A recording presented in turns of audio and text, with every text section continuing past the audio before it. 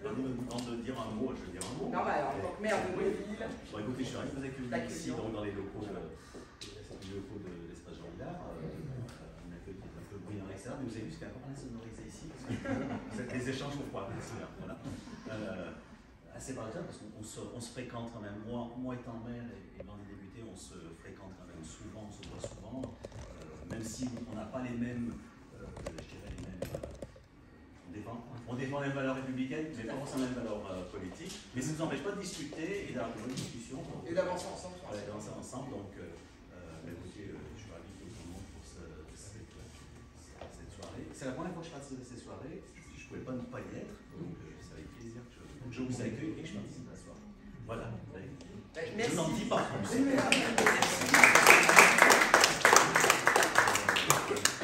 Merci à toi, cher Éric, maire de Neuville, de nous mettre à disposition cette très jolie salle. Pardon pour le retard, j'ai été un peu accaparé à l'extérieur. Voilà, je tenais à essayer d'aller discuter, ce qui est fort compliqué. Je ne dirais pas que j'ai réussi, hélas. En revanche, c'est vraiment le but de cette soirée, mes fameux apéros débats que je fais maintenant depuis 4-5 ans. Alors que j'appelais café débat avant, mais comme on terminait toujours par l'apéro, je me suis dit quand même qu'il était temps de changer. Voilà, donc le but, c'est pas moi qui ai la parole. C'est pas, je vais dire, une grand-messe politique, une réunion où je vais vous parler d'un certain nombre de choses. Ce n'est pas ce qui m'intéresse. C'est vraiment vous qui avez la parole, qui êtes maître des sujets.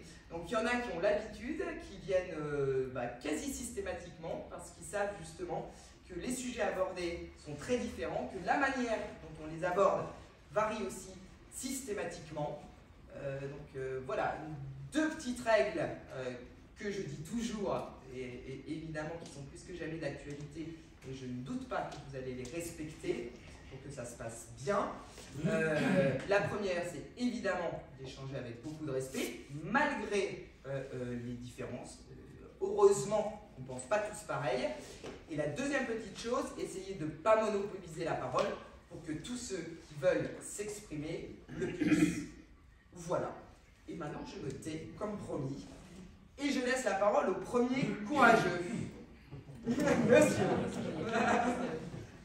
Je me présente, Didier Jacot, j'habite à Montané, je suis retraité, j'ai plus de 64 ans, et bon, ce que j'aimerais, on peut aborder les sujets en dehors de la circonscription, des sujets plus généraux. Ah, tout est libre, tout est libre. Donc moi, il y a deux sujets sur lesquels j'aimerais vous entendre, oui. Mais je commencerai par dire que la communication c'est bien, mais l'action également. Or, je vous ai envoyé 2 mails depuis le début de l'année, j'attends toujours les réponses. Ça, c'est la première chose.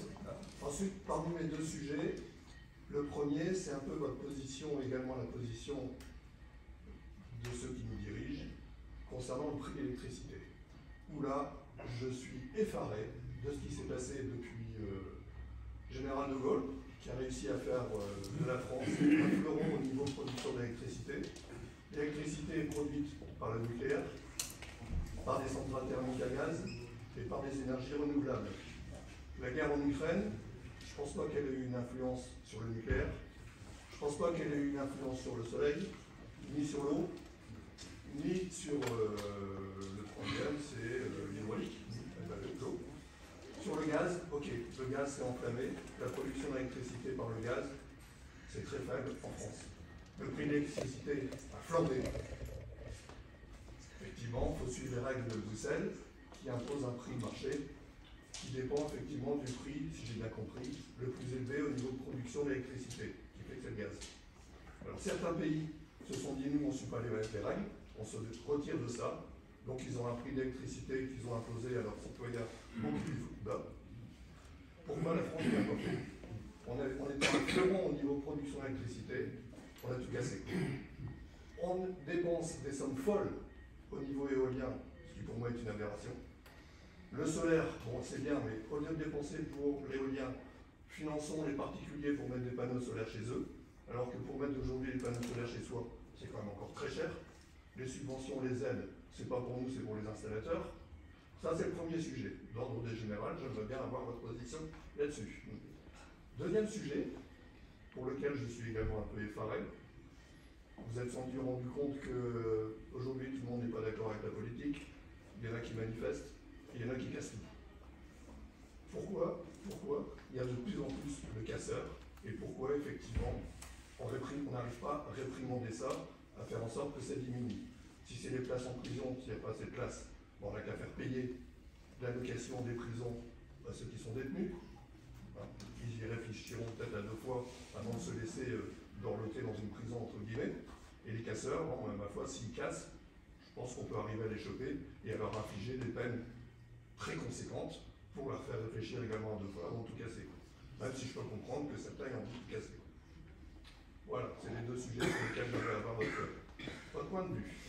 Sachant que je n'appartiens à aucun parti politique, je suis plutôt... Alors, je suis désolé, du coup, c'est votre voiture qui est garée sur le parking? Ouais. Parce qu'elle dérange, elle empêche de sortir une autre voiture. Non, les sortir. Oui, elle est Pardon. C'est ça, les blagues, je suis au courant, t'inquiète. Il n'y avait personne devant moi. Juste derrière, il y a une petite voiture derrière. Enfin, si c'est bien la vôtre. Hein.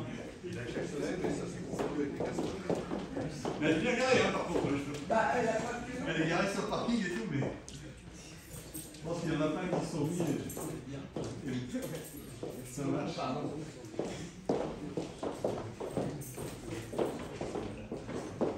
Oui.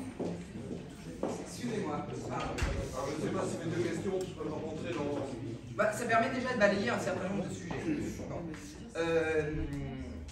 Le tout premier, je ne vais pas le mettre de côté. Vous m'avez envoyé des mails, je ne vous ai pas répondu. Autant pour moi. Alors c'est vrai que, j'ai une petite parenthèse, ce n'est pas normal, je ne vais pas me cacher. Voilà, derrière mon petit doigt. En revanche, si vous saviez, alors non seulement le nombre de mails qu'on reçoit, mais en fait les pétitions. Je fais une parenthèse qui n'en est pas vraiment une. Le nombre de pétitions, mais envoyées automatiquement. Maintenant, c'est le truc là. On appuie juste sur un bouton sur un site internet et pof, on est inondé. Et nos collaborateurs, mais misère pour essayer d'extraire effectivement les bonnes informations. Cela étant dit, veuillez m'excuser. Bon. Je ferai juste encore un aparté, je rajouterai un commentaire que j'ai oublié de dire vis-à-vis de l'électricité. Personnellement, je trouve également que c'est une aberration le système actuel pour ouvrir le marché de l'électricité à la concurrence. C'est-à-dire qu'on impose à EDF de revendre de l'électricité à des confrères à des prix extrêmement faibles. Les confrères les revendent à des prix extrêmement élevés. Oui. C'est ces confrères qui s'en mettent plein les poches. Alors, si c'est des copains de Macron, je veux bien. Hein, je pense qu'il doit y en avoir quelques-uns quand même. Je trouve aberrant ce système. On est en train de couler EDF, hein, alors que c'était un fleuron de l'industrie française. Aujourd'hui. Sur ce premier sujet, c'est exact. Le coût de l'énergie, comme on dit, depuis plusieurs mois, est absolument hallucinant. On a mis en place ces fameux boucliers tarifaires, tant pour les particuliers que pour les professionnels, parce que je pense aux boulangers, il y en a un certain nombre justement qui m'ont saisi, c'était vraiment très difficile. Ce bouclier tarifaire, je veux dire, tout sur lui, hein, il est insuffisant. 2, mine de rien, on continue de piocher dans les finances publiques, donc c'est pas l'idéal non plus. Bon.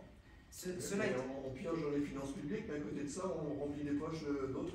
Alors, je vous avoue en toute humilité que c'est effectivement un sujet si précis et si technique que je ne le maîtrise absolument pas d'un bout à l'autre. Je l'admets, mais on n'en voilà. a pas beaucoup parlé au niveau information générale.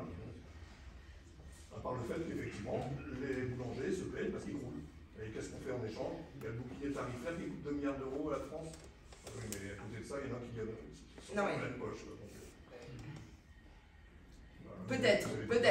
Non, mais je dis. Ce que dit monsieur, moi je suis pas honnête, alors ça tombe très bien, ça s'appelle la reine. 25% de la production que qu'on produit en fait part à des sociétés comme Total, ce genre de choses. C'est effarant, ce sont des milliards chaque année qui partent. Ensuite, vous parlez d'un bouclier tarifaire. Madame, il n'y a pas besoin de prendre de l'argent à l'État, il suffit juste de descendre simplement le prix de l'électricité. La reine, c'est un gouffre pour nous. Les gens qui sont en train de pleurer derrière là-bas, qui ne sont pas capables de se chauffer, mais moi ça me rend dingue. Alors qu'en fait, on produit exactement comme avant, on est exactement pareil. Et c'est ça que je ne comprends même pas, je n'arrive même pas à comprendre derrière ce qui est la montée du président, je n'arrive pas à comprendre. C'est effarant, c'est stupide même. Je veux dire, n'importe qui peut comprendre. 25% de ce que l'on produit part directement à une société comme Total qui croule des milliards et des milliards. C'est inacceptable. C'est une politique européenne, mais certains pays en sont sortis. C'est ça, c'est ça. C'est inacceptable. Alors moi je pense, j'ai une petite explication quand même, pourquoi on en est arrivé là. C'est parce que c'est Bruxelles qui impose. Bruxelles est manipulée par certaines grosses puissances, notamment l'Allemagne. L'Allemagne qui, toute son économie est basée sur l'industrie. Et l'Allemagne ne pouvait pas supporter que la France ait un coût d'accès à l'énergie qui soit très faible avec le nucléaire. Donc, certains se sont mis à genoux, baissé leur culotte en disant ok, on laisse faire les Allemands, donc on laisse faire Bruxelles.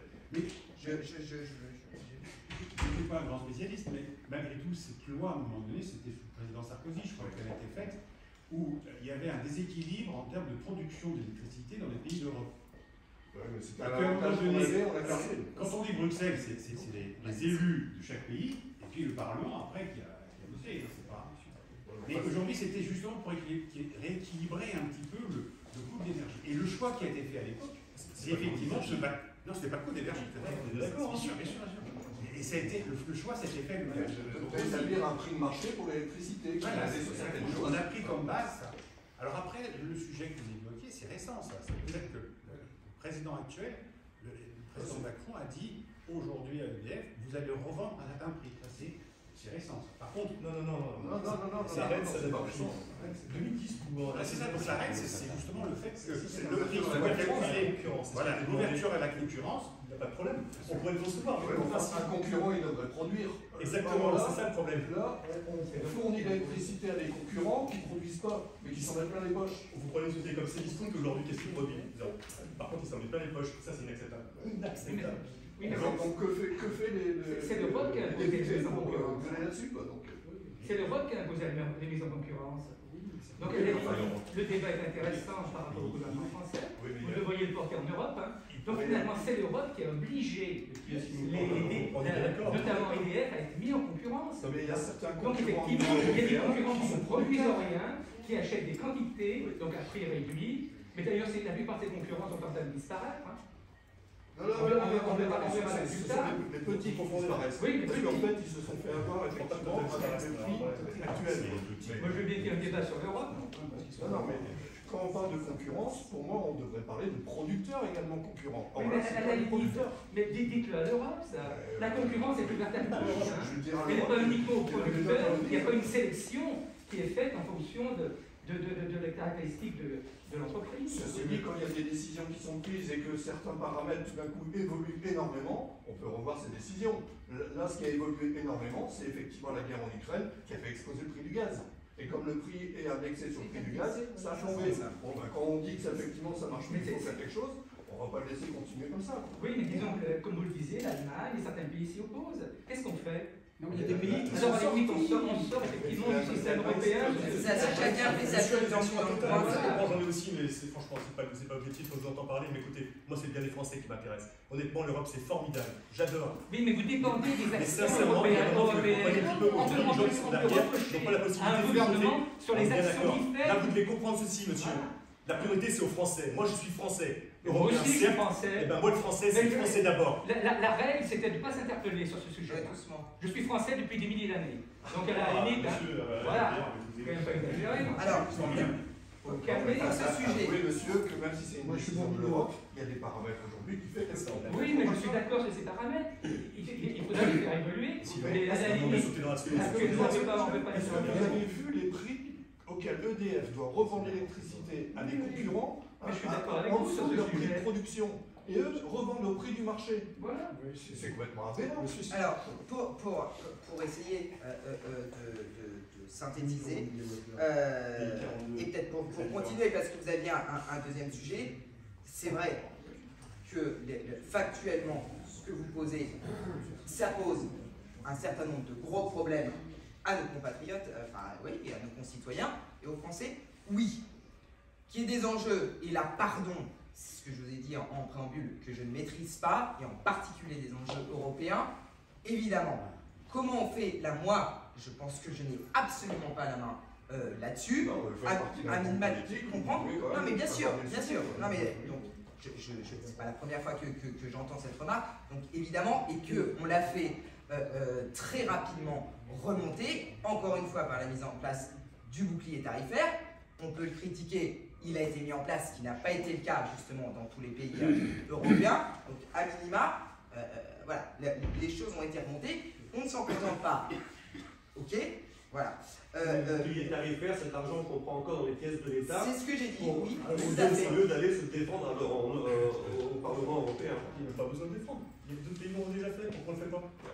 Et au plus moment de la crise, j'ai lu un article où M. Macron demandait à ce que la France, au niveau d'Europe, renégocie pour que le prix de l'électricité ne soit plus indexé sur le marché du gaz. Oui, tout à fait. C'est des négociations qui prennent beaucoup de temps. Et il avait dit qu'il allait intervenir au niveau de l'Europe pour supprimer ça. Vous avez entendu parler de décisions qui ont été prises sur le Il y a ça, il y a aussi, et pour essayer d'avancer un petit peu quand même aussi, toutes les autres énergies que vous avez évoquées. Il y en a une que vous n'avez pas évoquée, c'est l'énergie hydrolienne. Effectivement, et on a mis en place, et c'est une première pour le coup en Europe, un parc d'éoliennes aquatiques. Excusez, mais je trouve ça complètement débile. Ah bah oui, non mais après, voilà, le but, attendez, non mais attendez, c'est un échange, Donc le but, c'est aussi, et c'est vous-même qui l'avez dit, et là je vous rejoins, qu'il faut diversifier voilà, nos énergies, et en particulier, j'ai pas fini monsieur, en particulier notre énergie électrique. On a le nucléaire, qui était effectivement un des fleurons, vous avez employé ce terme-là, de notre industrie, qu'on a un peu laissé péricliter, qu'on est en train de remettre sur le devant de la scène. Mais l'industrie, ça viendra peut-être d'ailleurs dans les débats, voilà, ça fait 40 ans qu'on l'a complètement laissé, on a laissé perdre tous les savoir-faire, tout, vraiment, ce qui faisait... Merci monsieur. Donc ça fait partie des choses qu'on est en train de remettre en diversifiant. Je fais une parenthèse, sur les panneaux photovoltaïques, c'est pas tout à fait exact. Mais je pense encore une fois que, voilà, on va changer... Les énergies renouvelables, actuellement, aujourd'hui, c'est 32% de la production d'électricité française. Oui. Que ce soit éolien, que ce soit hydraulique, que ce soit le biogaz, etc. Il doit y avoir 3% de charbon. Vous regardez l'application qui s'appelle Economic, c'est RTE. C'est RTE. Je l'ai sur mon téléphone, je peux vous le montrer tout de suite. Ouais. J'ai regardé juste avant pour donner des infos. Mais voilà, je veux dire, c'est pas acheter au panier, on en a besoin. On en a besoin. C'est un mix. C'est peut-être pas forcément la panacée. De plus en plus. Regardez un petit peu ce qui s'est passé au mois de décembre. Ouais. Avec la crise, le risque effectivement d'avoir des coupures d'électricité. Regardez un petit peu ce que ça a donné. Oui, au mois de décembre, il n'y a pas beaucoup d'énergie renouvelable. L'aberration, c'est qu'on a... Mais c'est pas une aberration, c'est un complément. Non, monsieur, moi je pilote un réacteur, complètement. Ouais. Aujourd'hui, c'est parce que les réacteurs sont là qu'on est capable d'avoir de l'éolien. Sinon, ça ne fonctionne pas, monsieur. L'éolien, c'est intermittent. Un peu de vent, un peu d'électricité. Et quand ça coupe, il faut qu'il y ait... Oui, c'est le nucléaire. Oui, si c'est ça. Comprenez une chose. Il faut comprendre, 32%, c'est blabla. Le rendement même, le rendement, écoutez, le rendement, c'est même pas 30%. Non, mais j'en suis même à 20, parce qu'aujourd'hui, monsieur Jean Comici, qui est quand même un ingénieur de renom, aujourd'hui, il dirait que c'est aux alentours de 20%. Oui, non, mais je sais bien, je le suis aussi. Oui, ça vaut rien. Non, mais ça tout à fait. 150 milliards à l'État. Moi, je suis 150 milliards. Vous vous rendez compte ce qu'on fait avec 150 milliards? Et c'est quoi le résultat derrière? Aujourd'hui, n'importe quelle ville qui serait éolien, mais c'est un carnage. Aujourd'hui, ça ne produit pas. On ne peut pas vivre avec l'éolien. On est toujours obligé à chaque fois, il faut bien comprendre, c'est comme ça que ça marche. Je crée de l'éolien, attention, c'est comme ça que ça marche, c'est la vérité. Je suis obligé de faire ce qu'on appelle on va faire on appelle ça de l'énergie en fait pilotable, du gaz. Ça peut être tout ce qui est machine à vapeur, donc ça veut dire que c'est du charbon, ça fonctionne bien, et du nucléaire. Parce que c'est pilotable. En clair, ça veut dire quoi? J'ai du vent, bah oui, c'est l'éolien qui va prendre le relais. Dans la foulée, quand il n'y a plus de vent ou quand il y a trop de vent, c'est les réacteurs qui sont prêts, parce qu'ils ont la possibilité de... Non mais tout à fait.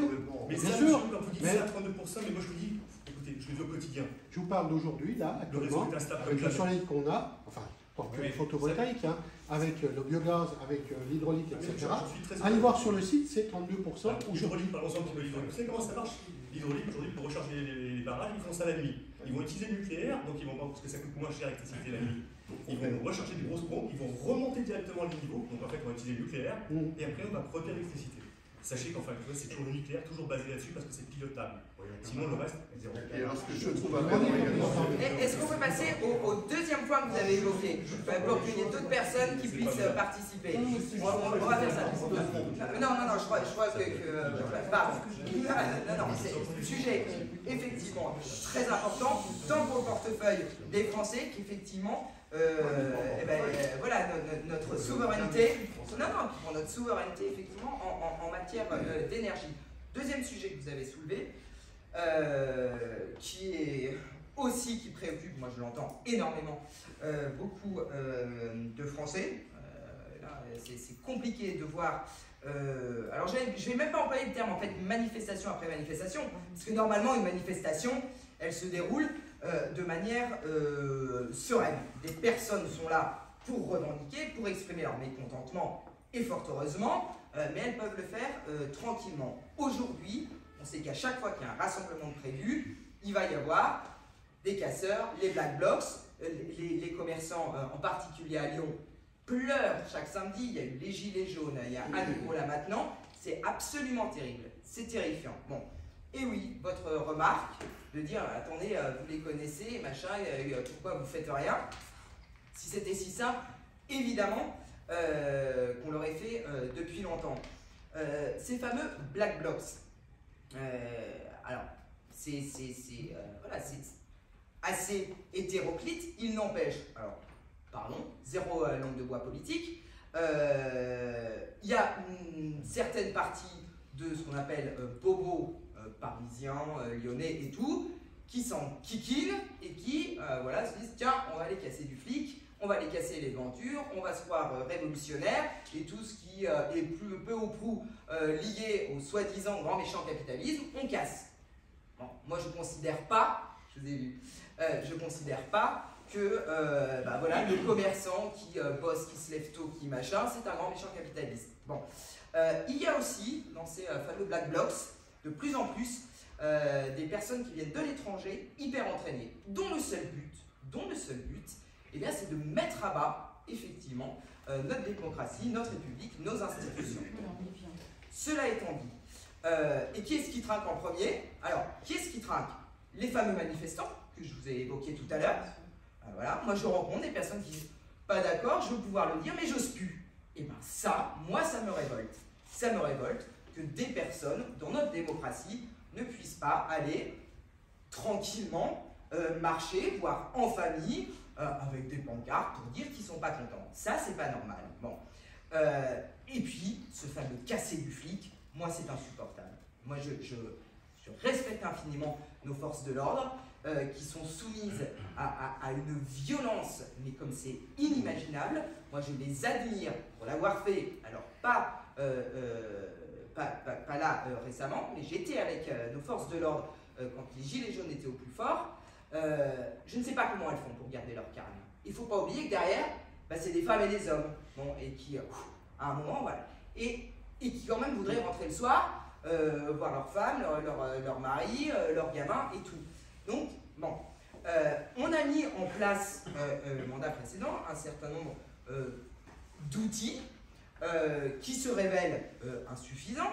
On essaye de mettre en place une surveillance par drone. Alors, au secours, mon Dieu, on marche, on empiète sur les libertés individuelles. Bon, et du coup, ouais, on met en place des parapluies. Bon, et vous avez entendu, il y a 2-3 jours, que ce soit le garde des Sceaux, ministre de la Justice ou le ministre de l'Intérieur, on va essayer de faire avancer une loi anti-casseurs, parce que la casse, c'est juste... Voilà. Et ben non, la manière dont c'est appliqué... Elle a été refusée par Conseil constitutionnel. Ça, c'est pas faux. Ça, c'est un autre débat qui sera intéressant d'avoir. Oui, madame. Il a été évoqué des manifestations immobiles.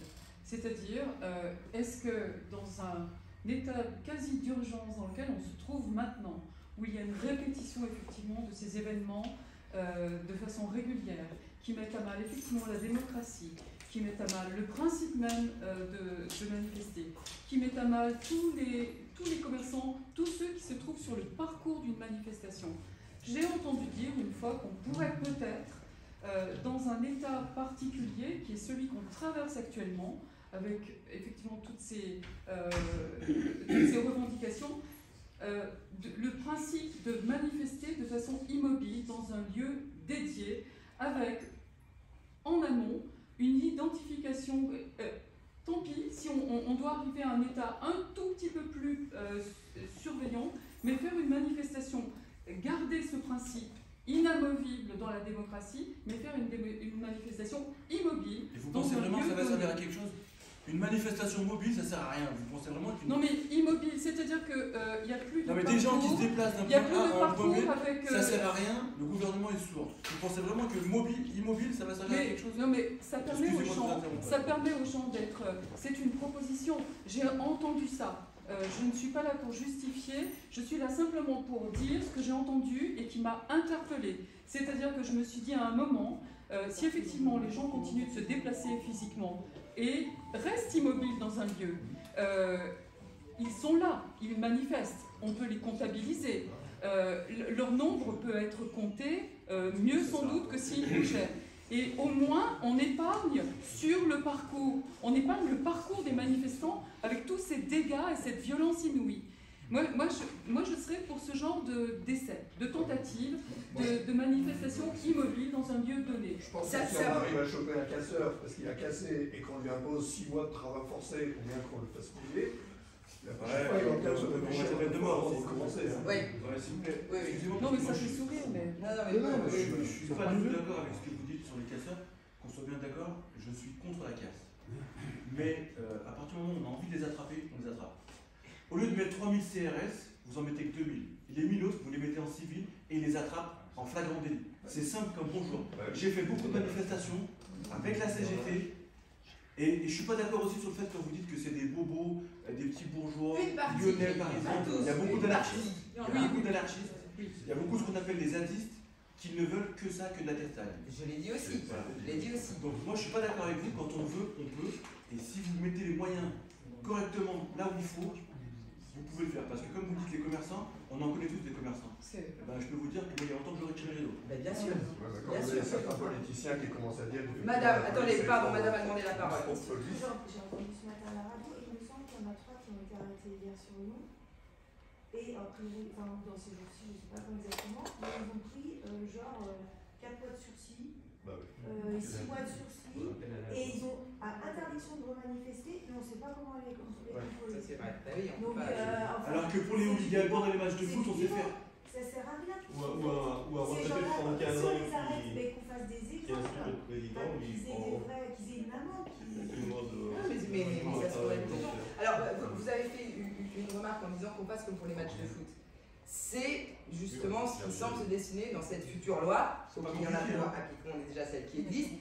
Match de foot, vous pouvez confisquer ce avec quoi les gens viennent. Si vous trouvez effectivement dans un sac à dos un marteau et tout, là vous pouvez enlever avant d'arriver au stade.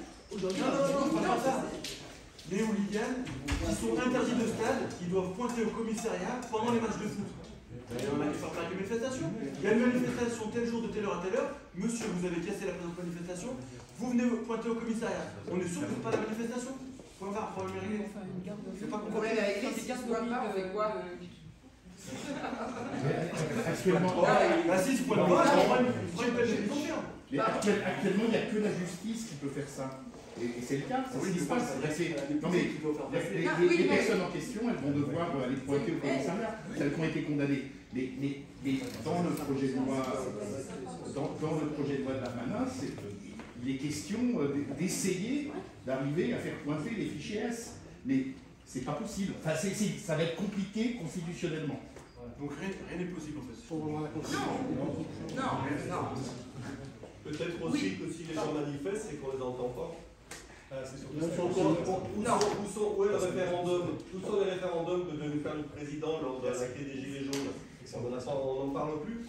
Si on faisait des référendums, si on demandait l'avis des gens, si les gens pouvaient s'exprimer plus facilement, peut-être qu'ils se sentiraient entendus. Les gens pouvaient s'exprimer par le vote. Mais dans le programme du président actuel, le problème de la date de départ à la retraite, c'était évoqué, on l'avait, on s'était connu.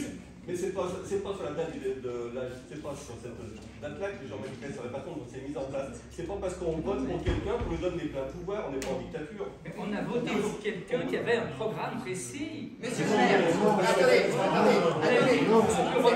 c'est un vrai sujet.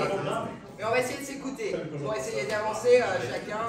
Monsieur le maire. Je vais partir de cette question, puisque moi j'ai voté pour Emmanuel Macron au deuxième tour. Moi je suis adhérent du Parti communiste français, je suis maire de L'Île-sur-Saône et à la tête d'une équipe qui est gauche et écologiste. Donc Macron, c'était pas ma tasse de thé. Et pour moi, il était évident qu'entre Macron et Le Pen, il n'y avait pas d'hésitation possible. Voilà, j'ai voté pour Macron et j'ai appelé à voter pour Macron. Je l'ai fait par le biais des réseaux sociaux. Et je voudrais d'ailleurs qu'il y ait peu de maires qui sont engagés de gauche comme de droite sur ce sujet.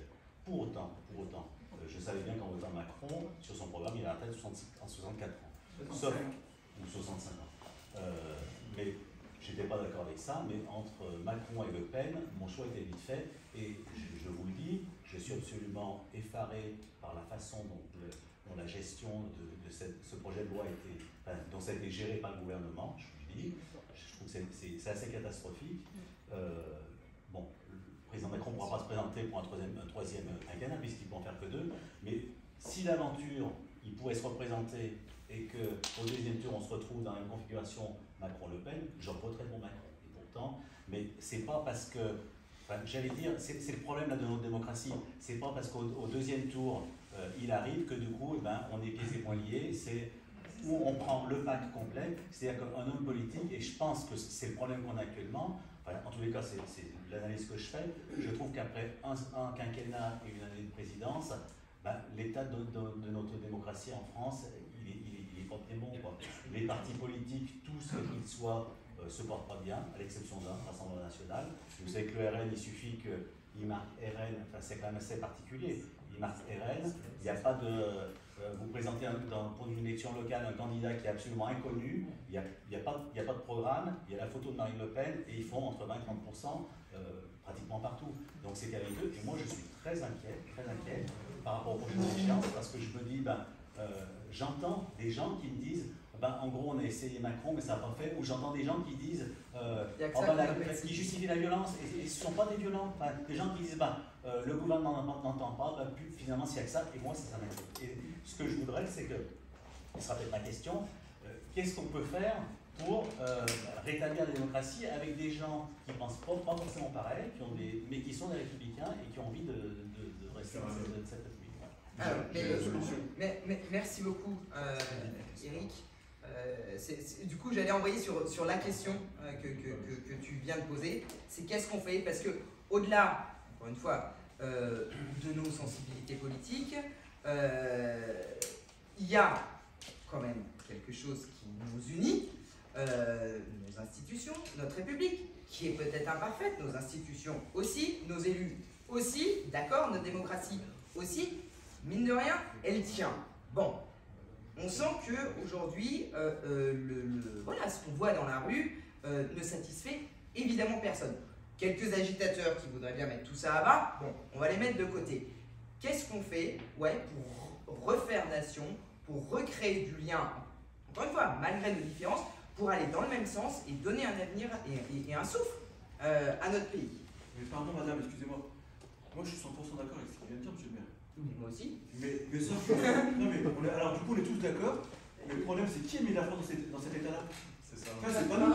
Nous on se lève le matin, on va au boulot, on rentre chez nous. C'est pas nous qui avons imposé la réforme des retraites. Moi, que les choses soient claires, je suis contre la réforme des retraites, et c'est bien qu'on en parle. Parce que vous êtes pour. Je vais dire un peu positif, moi je vous suis sur les réseaux sociaux, et je vous trouve très courageuse.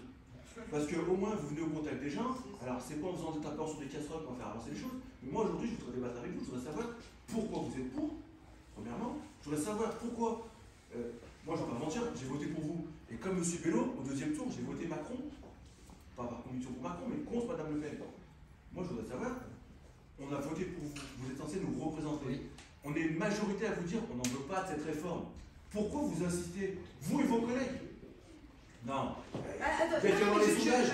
Il y a qu'à voir les sondages. J'écoute. 92% des travailleurs. Je vais prendre, il y a 2-3 prises de parole. Je vais prendre, je vais répondre. Juste fini. 90% des travailleurs sont contre. 70% des Français sont contre. Je ne les ai pas inventés ces chiffres. Ou alors les médias nous mentent. Mais C'est un autre sujet. Donc, alors, pourquoi vous n'avez pas dans notre sens, nous qui avons voté pour vous, vous êtes notre représentante. Non, mais ne vous inquiétez pas, je vous répondrai. Monsieur, vous vouliez prendre la parole. Mais je ne vous inquiétez pas.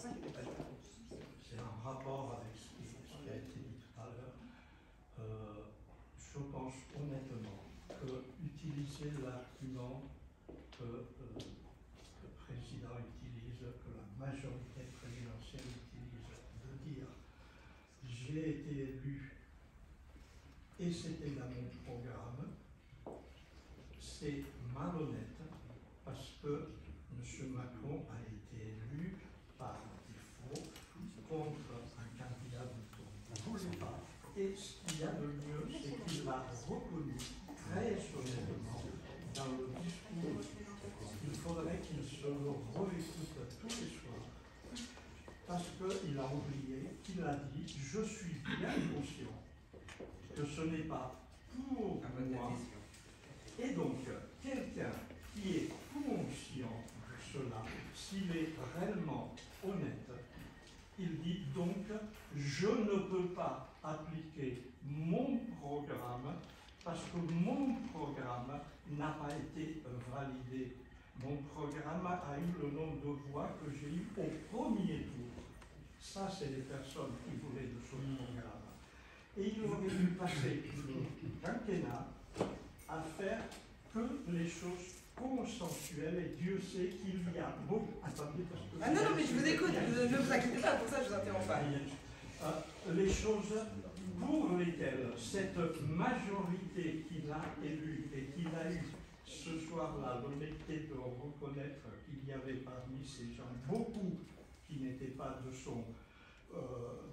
sa famille politique, eh bien, faire non pas un gouvernement d'unité nationale, mais une politique qui ne soit pas la politique de son seul programme. Qui plus est, le faisant de la façon dont il l'a fait, c'est-à-dire avec cette espèce de chantage du 49.3, c'est, si vous voulez, enfin, c'est comme les couples qui se disputent sur un point précis, et tout de suite c'est, eh ben, si c'est comme ça, on se sépare. Ah d'abord, on se sépare. Donc, allez. Bon. Donc, quand on a été élu comme il a été élu, et qu'il y a une réforme qu'il n'aurait jamais dû envisager, vu que beaucoup de gens qui ont voté pour lui ne la veulent pas. En plus, la faire passer comme ça, honnêtement, je pense que vous, qui êtes une personne que tout le monde le reconnaît ici, courageuse, et je pense de bonne foi, vous ne pourriez pas, vous ne devriez pas pouvoir cautionner ça et dire haut et fort, je trouve en effet que ça, c'est. Mais je sais bien que vous allez dire, comme le dit Macron et comme le dit la majorité, cette réforme était nécessaire. Regardez le nombre d'années que les gens vivent maintenant, la vie s'allonge. Si on ne fait rien, le système va tomber en ruine, ne pourra pas payer. Il fallait le faire, c'est douloureux, mais il fallait le faire. Et c'est là où je voudrais introduire un point qui me semble important. Parce que je crois que de bonne foi, beaucoup de personnes sont convaincues que si on allonge la durée de vie, on doit allonger les années de travail mécaniquement. Et c'est une erreur d'appréciation. Je veux vous donner un exemple très simple. Combien d'agriculteurs il y avait en France en 1950 2,3 millions. Combien il y en a maintenant? 500 000. Combien de Français il y avait en 1950? Combien il y en a de nos jours? Si on appliquait ce raisonnement purement des chiffres, il nous faudrait beaucoup plus d'agriculteurs pour nourrir une population qui a augmenté en nombre, et on en a beaucoup moins. Vous voyez le parallèle avec l'âge de retraite. Allez jusqu'au bout. Cet argument me semble important. Si on raisonne purement comme ça, on devrait dire qu'il nous faut beaucoup plus d'agriculteurs qu'avant. Qu'est-ce qui a changé?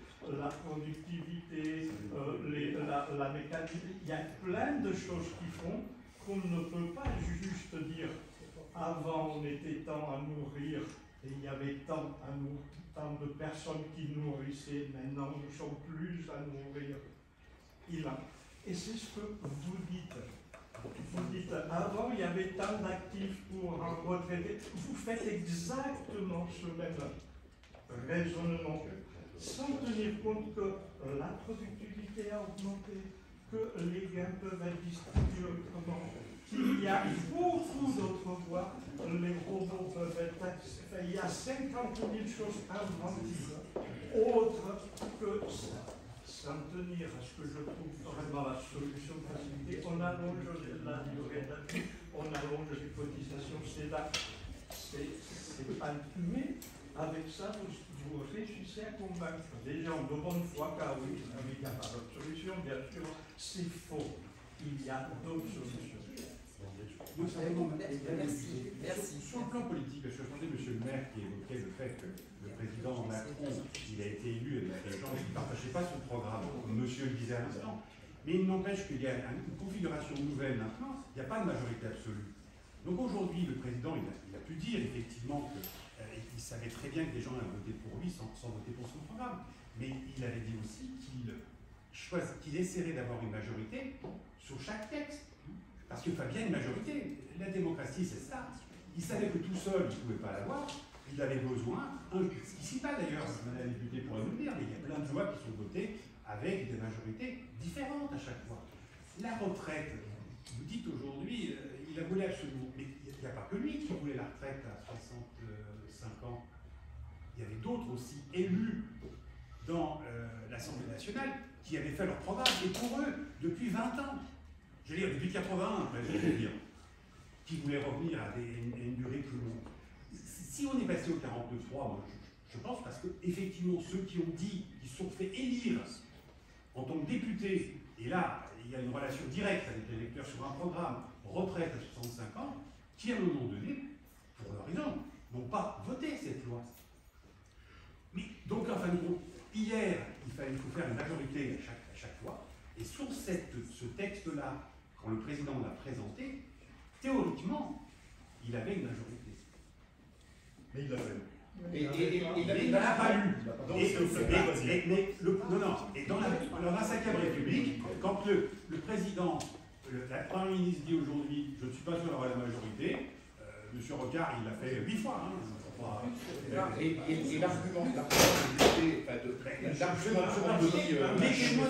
mettez-moi dehors. L'argument anti-Rassemblement national ne tient pas par rapport aux élections des députés. Il y a eu 306 députés qui ont été élus et qui proposaient la retraite à 65 ans. 306.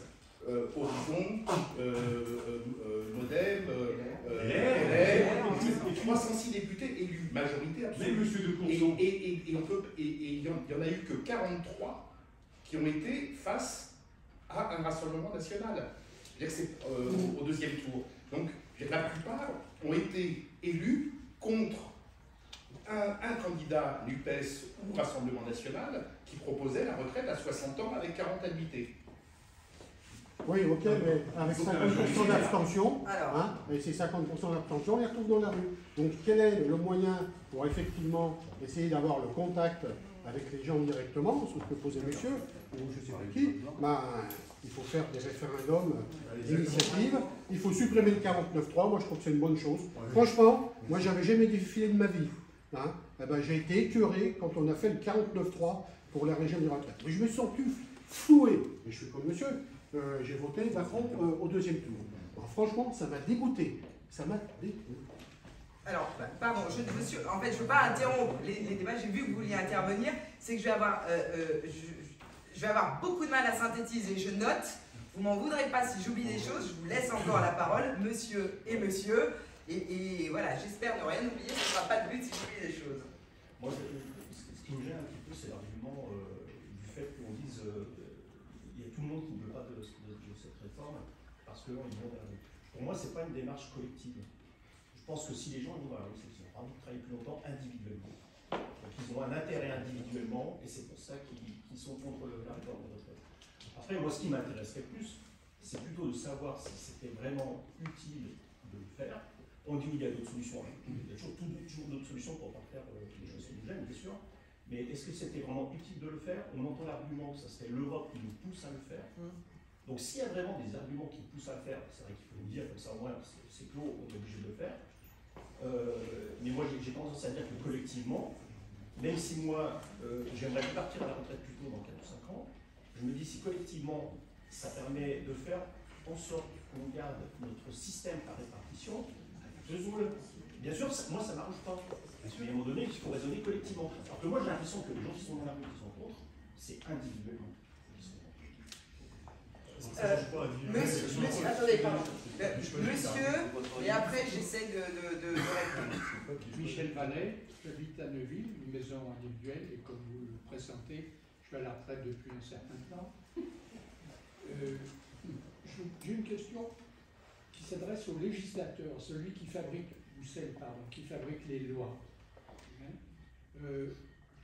Au début du premier quinquennat, il a été annoncé la suppression de la taxe d'habitation.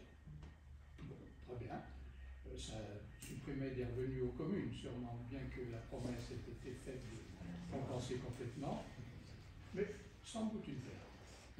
Et alors, maintenant, on arrive à la fin, et puis le gouvernement et l'Assemblée dit on va continuer d'imposer les résidences secondaires. Je trouve que j'ai une résidence secondaire dans le Midi, un studio assez modeste. Hein. Et très bien, d'abord la taxe est d'abord 3 fois plus élevée dans cette commune du Var que à Lyon. Bien, merci. Et alors, l'Assemblée, discrètement, en douce, a adopté un amendement avec lequel les communes peuvent obtenir une augmentation encore de 60% de cette taxe d'habitation. Alors, je vous le dis, Madame la députée, je trouve ça scandaleusement injuste. Faut-il encore que les maires et le conseil municipal votent? Donc c'est un choix politique là.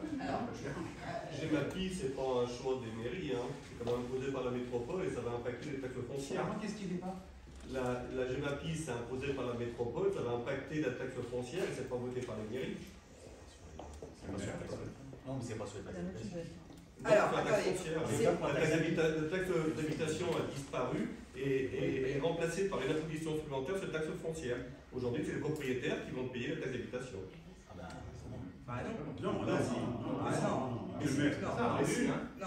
Les taxes foncières augmentent pour compenser la perte de la taxe d'habitation. Toutes les communes ne sont pas concernées par GEMAPI.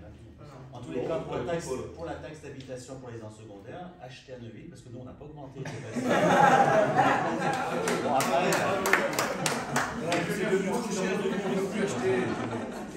Vous n'avez pas augmenté la taxe d'habitation non plus, monsieur le maire. Pardon? Vous n'avez pas augmenté la taxe d'habitation. La taxe foncière non plus. Non, mais en fait, on aura plus de produits, puisque mais vous pouvez la les bases augmentent. Non, alors, après, comme on avait un premier package retraite, que beaucoup de choses ont été dites, alors, si j'essaye de reprendre les choses les unes après les autres. Il a été évoqué ce fameux 49.3. Bon. Et vous avez dit, je crois, monsieur, que je ne dirais pas, que je ne cautionnais pas. C'était le contraire. Je me suis bien qu'étant que faisant partie de la majorité présidentielle, je me suis exprimé dans les médias, ce que je fais très rarement, parce que voilà, je trouve qu'il y a d'autres moyens de travailler, pour dire que je considérais que ce 49.3, au final, était un échec collectif. Exactement. Qu'on était un certain nombre de députés, même, encore une fois, de la majorité, à vouloir voter ce texte des retraites, voire prendre le risque, ce que je considère comme un risque, mais peu importe, prendre le risque qu'il ne le soit pas. Parce que oui, ça aurait été voilà, un vrai vote de l'Assemblée nationale qui représente la nation et les Français dans leur diversité. Donc oui, moi, ce 49.3, c'était un constat d'échec. Et je crois que c'est toi, Éric, qui l'a dit tout à l'heure. Je l'ai dit aussi que depuis le début de cette réforme, c'est le terme que j'ai employé, elle était mal emmanchée. Elle était mal emmanchée.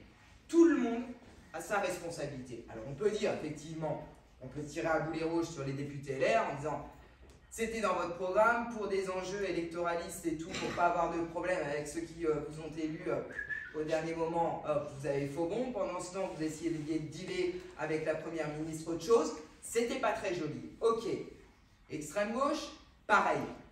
C'est pas comme ça que je fonctionne. C'est trop facile de dire qu'il y a un bouc émissaire. C'est pour ça que je parle, pour moi, vraiment, d'échec collectif. Le gouvernement s'est un certain nombre de fois pris les pieds sur des choses, en plus, importantes et que les Français attendaient à juste titre. Bon. Donc, voilà. Moi, je l'ai dit, que ce 49.3, j'étais pas la seule, n'était pas satisfaisant. Si on va jusqu'au bout du raisonnement 49.3, je ne suis pas d'accord, en revanche, pour le supprimer complètement. Je ne suis pas d'accord. Pourquoi? Alors, il faut quand même savoir que le gouvernement ne peut l'utiliser qu'une seule fois pendant la session, hors texte de financement. On a nos textes de financement du budget de l'État, ce qu'on appelle le PLF, projet de loi de finances, PLFSS, projet de loi de finances de la sécurité sociale. On les étudie à partir de septembre-octobre jusqu'en décembre. Bon. Donc voilà, des gros textes de financement. Et là, oui, le gouvernement, je ne suis pas le premier à l'utiliser, l'utilise comme il le souhaite. Pourquoi? Pourquoi il faut absolument que ces textes passent? Et je vous rappelle qu'il faut faire la navette avec le Sénat quand même. C'est que s'ils ne passent pas, le 1er janvier, les fonctionnaires sont plus payés. Pardon, ça va devenir quand même très compliqué. C'est obligé à discuter. Bon. Donc, vous voyez, je mets des nuances dans ce que je dis. Je pense que c'est un outil important à la main du gouvernement pour éviter un certain nombre de blocages. En revanche, que dans certains cas, oui, et mine de rien, quand même, c'est bien fait justement notre Constitution. Le gouvernement peut l'utiliser qu'une fois en dehors de ça. Bon. Voilà. Donc, moi, pour le texte des retraites, j'aurais pu aller jusqu'au vote, quitte à le perdre, et même je pense que, alors peut-être, à 3-4 mois après, je pense que ce serait passé quand même. Et après, d'aucuns auraient quand même dit, c'est antidémocratique. Non, non, ce n'est pas antidémocratique. On a une assemblée avec des députés qui sont élus par les Français, et bien, ce qui ressort du vote de l'Assemblée, même si on le conteste, c'est quand même hyper démocratique. Bon, premier point. Vous voyez, pas de langue de bois. Excusez-moi, parce que moi, vous dites ça, je suis très heureux que c'est ma députée, enfin notre député, et accessoirement, j'ai quand même 47 ans, une certaine expérience de la vie, et je suis prêt à aller voter pour un référendum parce que je trouve ça tellement important que je trouve que ma voix compte autant que la vôtre, sans vouloir. Vous comprenez? Et je alors, non, mais le référendum, j'en ai parlé, mais ça... La raison, c'est à brûler, en fait, sincèrement pour nous. Et quand je vois les gens, et Black Bloc, je ne suis pas d'accord avec vous. Parce qu'aujourd'hui, alors madame, excusez-moi, mais faire, comment dirais-je, un meeting, on ne bouge pas et on se comptabilise pour savoir. Moi, j'ai fait donc toutes les manifestations pacifiquement. Ça ne fonctionne pas. Ça ne mène à rien. Qu'est-ce qui mène à rien? Ah, les manifestations. D'un point A, c'est super, c'est génial. Ok, génial. Vous avez fait une petite remarque, par contre, je suis quelqu'un, j'ai un ancien militaire en plus. Et je vous dirais, je suis un peu déçu par mes amis gendarmes. J'étais en permis système, mais vraiment, gentiment, hein, je suis quelqu'un de très organisé et identifié, et on s'est pris quand même des gaz lacrymaux sur la tronche en fait. La cartouche, on la prend dans les dents quoi. Je me dis, mais attendez, je ne m'en voulais pas, mais petit aparté, hein. C'est pas si vite que ça, mes amis gendarmes. D'ailleurs, je les connais bien, je vais voir régulièrement, je leur dis à chaque fois. Ensuite, le référendum. Attendez, mais j'ai pas fini. On va y arriver au référendum. Puisque vous avez fait un aparté sur ce qui peut se passer effectivement dans les manifestations, j'ai dit que j'étais derrière les forces de l'ordre et je le suis. Ça ne veut pas dire qu'il n'y a aucun débordement de leur part. Ok, d'accord. Encore une fois, quand on est soumis à ce à quoi ils sont soumis, ça n'excuse pas. Et ça n'excuse d'autant moins qu'effectivement, ils ont un uniforme. Donc, d'accord. Mais, voilà, quand vous avez dû voir, comme moi j'ai vu, le gendarme brûler là, ce week-end, parce qu'il s'est reçu un cocktail Molotov, et que tout le monde derrière se gausse et prend les téléphones portables pour filmer, pardon-moi non. Pardon-moi non. Voilà. Je continue, du coup, je reviens à ce que j'avais écrit. Alors, monsieur, vous avez dit que, étant donné la manière dont Emmanuel Macron a été élu au deuxième tour, que c'était voilà, forcément un vote d'approbation, et pour mettre de côté Madame Le Pen, qu'il devrait faire que des choses de manière consensuelle. J'allais dire, sur le papier, oui, je pense que tout le monde peut être d'accord avec vous. Mais qu'est-ce que ça veut dire, des choses consensuelles? Et j'allais dire, je vais pousser la réflexion un peu plus loin. Et par rapport à une remarque aussi qui a été faite. Je crois que c'est vous, monsieur. Est-ce que... mais c'est une vraie question. Voilà, j'ai un peu la réponse, mais je vous écoute aussi volontiers.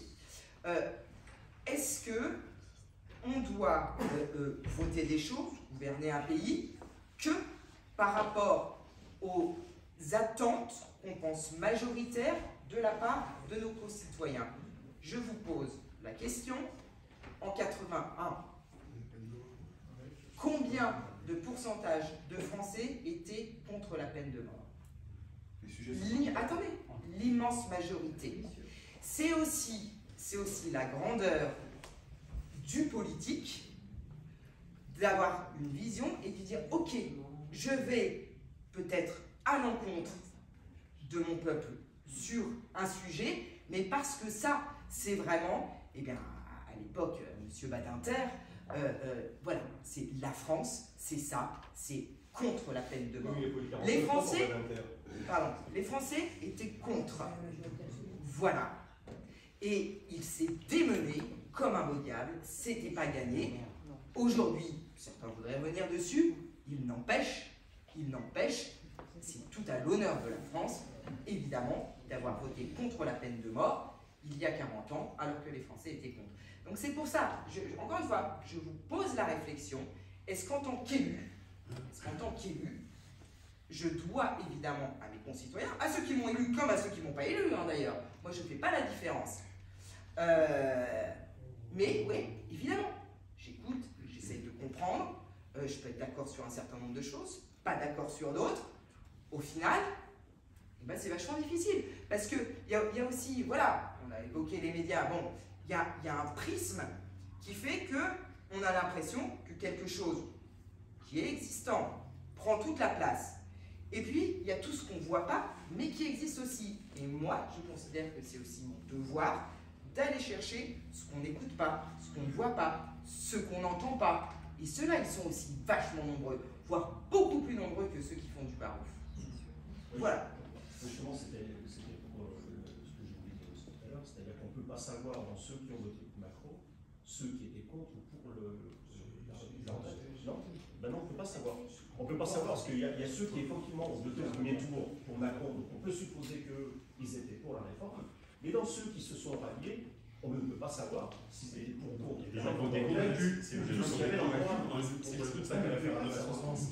Non, mais après, vous pouvez penser, mais vous ne parlez pas de ça. Moi, j'ai fait comme tout le monde aujourd'hui. Entre la peste et le choléra, mais écoutez, à un moment, il faut faire un choix. Vous n'écoutez pas ce que je dis. Vous n'écoutez pas ce que je dis.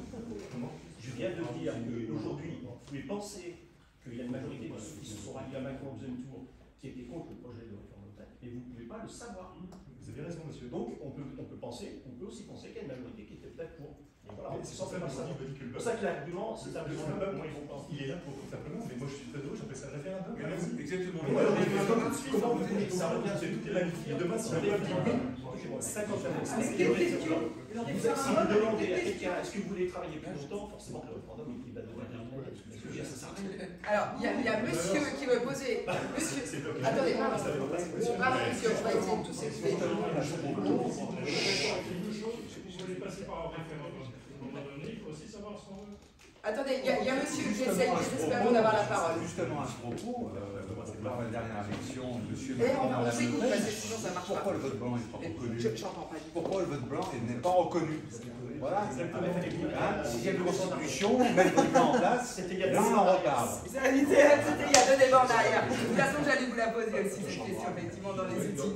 Non, mais c'est une bonne question. Juste madame, J'ai pas fini, mais attends, pardon, comme vous avez un petit peu parlé.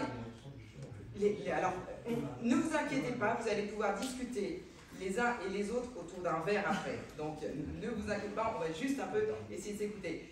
J'ai bien vu que vous vouliez la parole. Est-ce qu'il y a d'autres personnes qui veulent réagir avant que j'essaye de continuer, parce que j'étais interpellé sur plein de choses?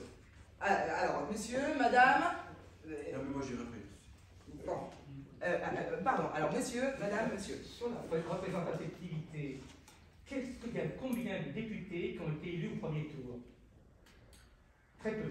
Donc finalement, ils ont tous été élus, donc avec un pourcentage au début qui était relativement faible, effectivement il y a eu de l'abstention. Donc finalement, on ne peut pas dire qu'ils ne sont pas représentatifs parce qu'ils n'étaient pas majoritaires au premier tour, sinon personne n'est représentatif.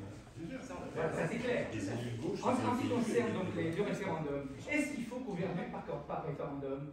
On peut passer son temps à faire des référendums, sachant que les personnes n'attendent pas la question du référendum. Donc on va avoir des référendums à n'en plus finir. C'est-à-dire aucun pays ne fonctionne comme cela. La démocratie, c'est une démocratie représentative. C'est pas possible. On parlait tout à l'heure donc des règles. Effectivement, si on continue avec cette violence, on est sûr d'avoir le RN. Ça, c'est évident. Et avec le RN, donc on n'aura pas. Avec le RN, on n'aura pas d'activité. Il faut savoir ce qu'on veut. Oui, mais et au niveau des sondages, que les personnes soient contre, finalement, donc la retraite de 64 ans, il devrait y avoir 100%. Oui, à condition de poser une question. Vous êtes contre, mais qu'est-ce qu'on fait? Alors, est-ce qu'on augmente donc les cotisations? Est-ce qu'on augmente la durée? C'est quel cas? Est-ce qu'on augmente la dette? On est à 3 000 milliards. Est-ce qu'on augmente? Voilà. Attendez, pardon. Donc, c'est ça la problématique. On pourrait poser une question. On pourrait poser la question. Est-ce que vous voulez expliquer à 2000? Mais 100% de ça, c'est mais notre problème, comment on fait? C'est ça le problème. C'est pas de dire il y a beaucoup. Écoutez, donc on écoute monsieur. Il y a des solutions un peu trop simplistes. Donc, une démocratie, c'est la représentation. Il n'y a pas d'autre système que la représentation en démocratie. Sinon, c'est la dictature. Voilà. Le 49.3 n'est pas la dictature, c'est dans la Constitution. C'est dans la Constitution. C'est un moyen de référendum aussi, me semble-t-il. Madame, monsieur, madame. Vous n'avez pas la parole? Si. Bon, j'allais juste dire quelle question pour le référendum, parce que alors ça, moi, je l'ai vu travailler jusqu'à 64, 65, 66, parce que bon, c'est pas la dernière retraite qu'on va avoir, la dernière réforme qu'on aura. Ça dépend pas. Et puis moi, ça me choque quand même de dire que on est le 49.3, c'est pas la démocratie, ça fait partie de la Constitution. Au pire, il y avait les motions de censure. Hein. Il fallait voter contre, terminer, voter pour, et puis le gouvernement était renversé, et puis là, on repartait. Et ça n'a pas été renversé. Donc pour moi, le 49.3 a joué son rôle, parce qu'à un moment donné, il faut arrêter de faire des trucs, parce que bon, on écoute les sondages de toute manière. Actuellement, c'est 70% contre Macron, et alors, il ne va pas regarder les sondages tous les matins, sinon on ne va plus avancer du tout. On ne va plus rien faire, on s'arrête aujourd'hui. Et terminé, on ne passe plus aucune loi à l'Assemblée nationale parce qu'il n'y en a aucune qui passeront, et puis voilà. Demain, que tu attendez, monsieur avait demandé la parole. Monsieur avait demandé la parole. Monsieur, vous avez le droit de parler, naturellement. Vous parlez, puis d'accuser les gens comme ça, c'est. Restons dans un débat, non, mais dans un débat correct. Monsieur, monsieur d'EDF et militaire, vous avez sans doute des arguments intéressants, mais si vous coupez la parole à autrui, c'est pas chouette. L'excuse, c'est que ça me rend au trip, en fait. Ok. C'est ce qu'on prend. Monsieur, m'excuse. Bon, en tout cas, est-ce qu'il y a de l'argent dans les caisses? C'est un peu le truc, là, la retraite. J'entends à travers le témoignage de monsieur, qui va dans le Var en vacances, que Macron ne va pas seulement faire les poches des pauvres travailleurs que nous sommes obligés d'aller bosser 2 ans en plus, mais apparemment un peu chez les riches, si je puis me permettre. J'ai été fonctionnaire toute ma vie et j'ai économisé, monsieur, depuis... Quelle notion vous avez de la richesse? Non, mais j'imagine, monsieur, que vous êtes un peu plus aisé que la moyenne. Voilà, et puis je vous taquine. Oui, je crois quand je regarde, oui. Il y a une question de gestion aussi de sa vie qui rentre en ligne de compte. Non, mais j'en doute pas. Vous voyez la plaisanterie. Oui, bien sûr. Vous voyez la plaisanterie pour dire que finalement, il n'y a pas d'argent magique, comme disait l'autre. Je préfère que vous me disiez si c'est juste ou injuste. Non, mais le truc là, c'est une amitié qui oui, merde. Non. Bah non. Il doit y avoir non. Donc voilà, personne n'est revenu. sur ce fameux quoi qu'il en coûte. On a trouvé plus que normal que pendant 2 ans de pandémie, l'État aide. C'était normal. On a un État-providence, on y est tous. Ah non, non, j'ai pas fini. Mais ça continue encore aujourd'hui. J'ai pas Il a fini. annoncé la coupe de milliards. Donc, pendant 2 ans, moi, quand je vais voir voilà, les restaurateurs en particulier, la plupart, alors, ils ne le diront pas forcément tous devant tout le monde, c'est purée, heureusement que vous avez été là. Bon, ils le disent. Oui, il y en a beaucoup qui le disent. Donc, encore une fois, moi je considère que... Je voudrais dire 2-3 choses. Je considère que c'est normal, je tiens en notre État-providence. Il y a un moment, bon, ouais, qu'est-ce qu'on fait? Tout le monde se plaint que les caisses sont vides, que la dette est absolument abyssale. C'est vrai, c'est vrai. Et justement, si on revient au sujet des retraites, qu'est-ce qu'on fait? Comme je tiens à notre État-providence, je tiens aussi à notre système par répartition. Et moi, je ne veux pas que mes enfants, mes petits-enfants, ils doivent, dès qu'ils commencent à bosser, mettre de côté, faire de la capitalisation. Je n'en veux pas, je ne veux pas d'un système à l'américaine. Alors oui, non, j'ai pas fini. Et en plus, après, il y a monsieur le maire qui veut la parole. Donc, bon, et ben qu'est-ce qu'on fait? Parce que ce qui se passe, c'est qu'on demande de plus en plus à l'État, on se plaint de plus en plus qu'il est jamais présent quand on l'attend, alors que franchement, il fait peut-être pas assez, ok, mais il y a quelqu'un qui a parlé de collectif, ben ouais, on en fait tous partie, on a tous quelque chose à faire.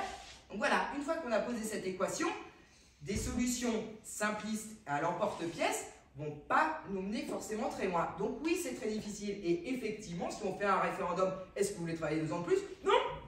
Non. Est-ce qu'on a le choix, si on sort un peu de soi-même, de dire, attends, justement, je pense aux autres, machin et tout, ah merde, c'est peut-être pas si simple. Monsieur le maire. Excusez-moi, monsieur le maire. Monsieur le maire. Je peux dire un mouche avant vous, s'il vous plaît. Il m'en voudra pas, il vous voit souvent. Il veut t'annuler. Non. Monsieur le maire, et après vous écoute. Non, monsieur le maire. Je vais juste répondre parce qu'on dit les caisses sont vides, les caisses de l'État sont vides, oui, j'en ai bien d'accord, puisqu'il y a un déficit qui est abyssal et qui chaque année est identifié. Et moi, je suis entièrement d'accord sur alors pour le coup, sur la gestion du Covid. Je trouve que le gouvernement a été top, puisque a permis aussi, par exemple, notre économie ne sombre pas, que les commerces tiennent le coup. Je suis OK, même si ça alourdit la dette. Quand on dit les caisses sont vides, les caisses de l'État sont vides, mais les caisses de tout le monde ne sont pas vides. Enfin, c'est-à-dire que je trouve que on n'a pas. Je trouve que les pauvres, on a remonté un peu le SMIC, c'est pas mal, bon, mais il y a toujours. Les plus riches s'enrichissent. Et je voudrais quand même donner un exemple. Moi, je suis à la retraite, j'avais un bon salaire, j'ai une bonne retraite, je continue, je suis imposé, bon, j'ai un complément par ma fonction de maire, je dois avoir prélèvement retraite compris, 1380 € pour la fonction de maire qui s'ajoute à ma retraite.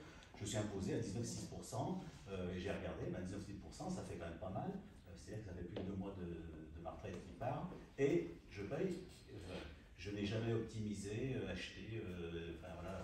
Et je trouve qu'on est quand même dans un sport en France où il y a toujours plein de moyens de ne pas payer, de s'enrichir d'une autre façon. Et finalement, plus on gagne d'argent, plus on peut s'enrichir. C'est-à-dire que quand on n'est pas imposable ou pas imposable, on n'a pas intérêt de faire l'optimisation fiscale. Et ça, il y a des gens qui sont les champions du monde. Nous, si on voulait le faire, on serait les petits joueurs, mais il y a des grosses boîtes qui sont les champions du monde. Et je trouve que là-dessus, ça n'avance pas. Et que malheureusement, puis en plus, bon, il y a plein de gros trucs qui payent pas leurs impôts en France, mais je trouve qu'on ne va pas chercher l'argent vraiment où est l'argent. Après, c'est des choix politiques, on n'est pas tous d'accord avec ça, mais je trouve que là-dessus, il pourrait y avoir une réflexion, et je pense que là-dessus, on pourrait trouver quand même, avec des gens de pensée politique différente, on pourrait quand même avancer. Et c'est là-dessus qu'il faut avancer. Et sur le fonctionnement démocratique, je pense qu'aussi, il y a des pays, alors certes, on peut pas comparer la France et l'Allemagne, l'Allemagne est un pays fédéral, mais quand il y a un gouvernement qui arrive, il y a un contrat de gouvernement, c'est-à-dire que les gens n'arrivent pas avec leur programme tout fait en disant je suis élu, j'ai fait 51%, et hop, je rappe la mise et je lis mon programme. Les gens sont obligés de s'entendre. Et peut-être que du coup, la situation de l'Assemblée actuellement, alors bon, ça a été compliqué et tendu par rapport aux retraites, mais c'était pas inintéressant parce que ça va obliger les députés à composer et peut-être à avancer. Et peut-être qu'il faut peut-être qu'on réfléchisse sur nos constitutions et au fait que dans des élections, quand on a la majorité, on rafle la mise. Enfin, dans notre commune, dans nos villes, vous mettez élu avec 53%, donc ça fait quand même à peine plus que la moitié. Ben 53%, c'est 23 élus sur 29. Donc ça veut dire qu'on peut se dire, ben, l'opposition, est-ce qu'on a besoin de ça? Non. T'as besoin de ça comme on est une majorité, mais une majorité aussi importante. Et je pense que le système, il fait que du coup, on a à chaque élection, celui qui arrive en texte, il applique son programme, et puis celui qui arrive après, hop, il change complètement. Et quelque part, il y a moins de continuité qu'on pourra en avoir. Oui, et tu prenais l'exemple de l'Allemagne, on n'a pas encore, on n'arrive pas à cette culture justement du consensus, du compromis, de avancer ensemble.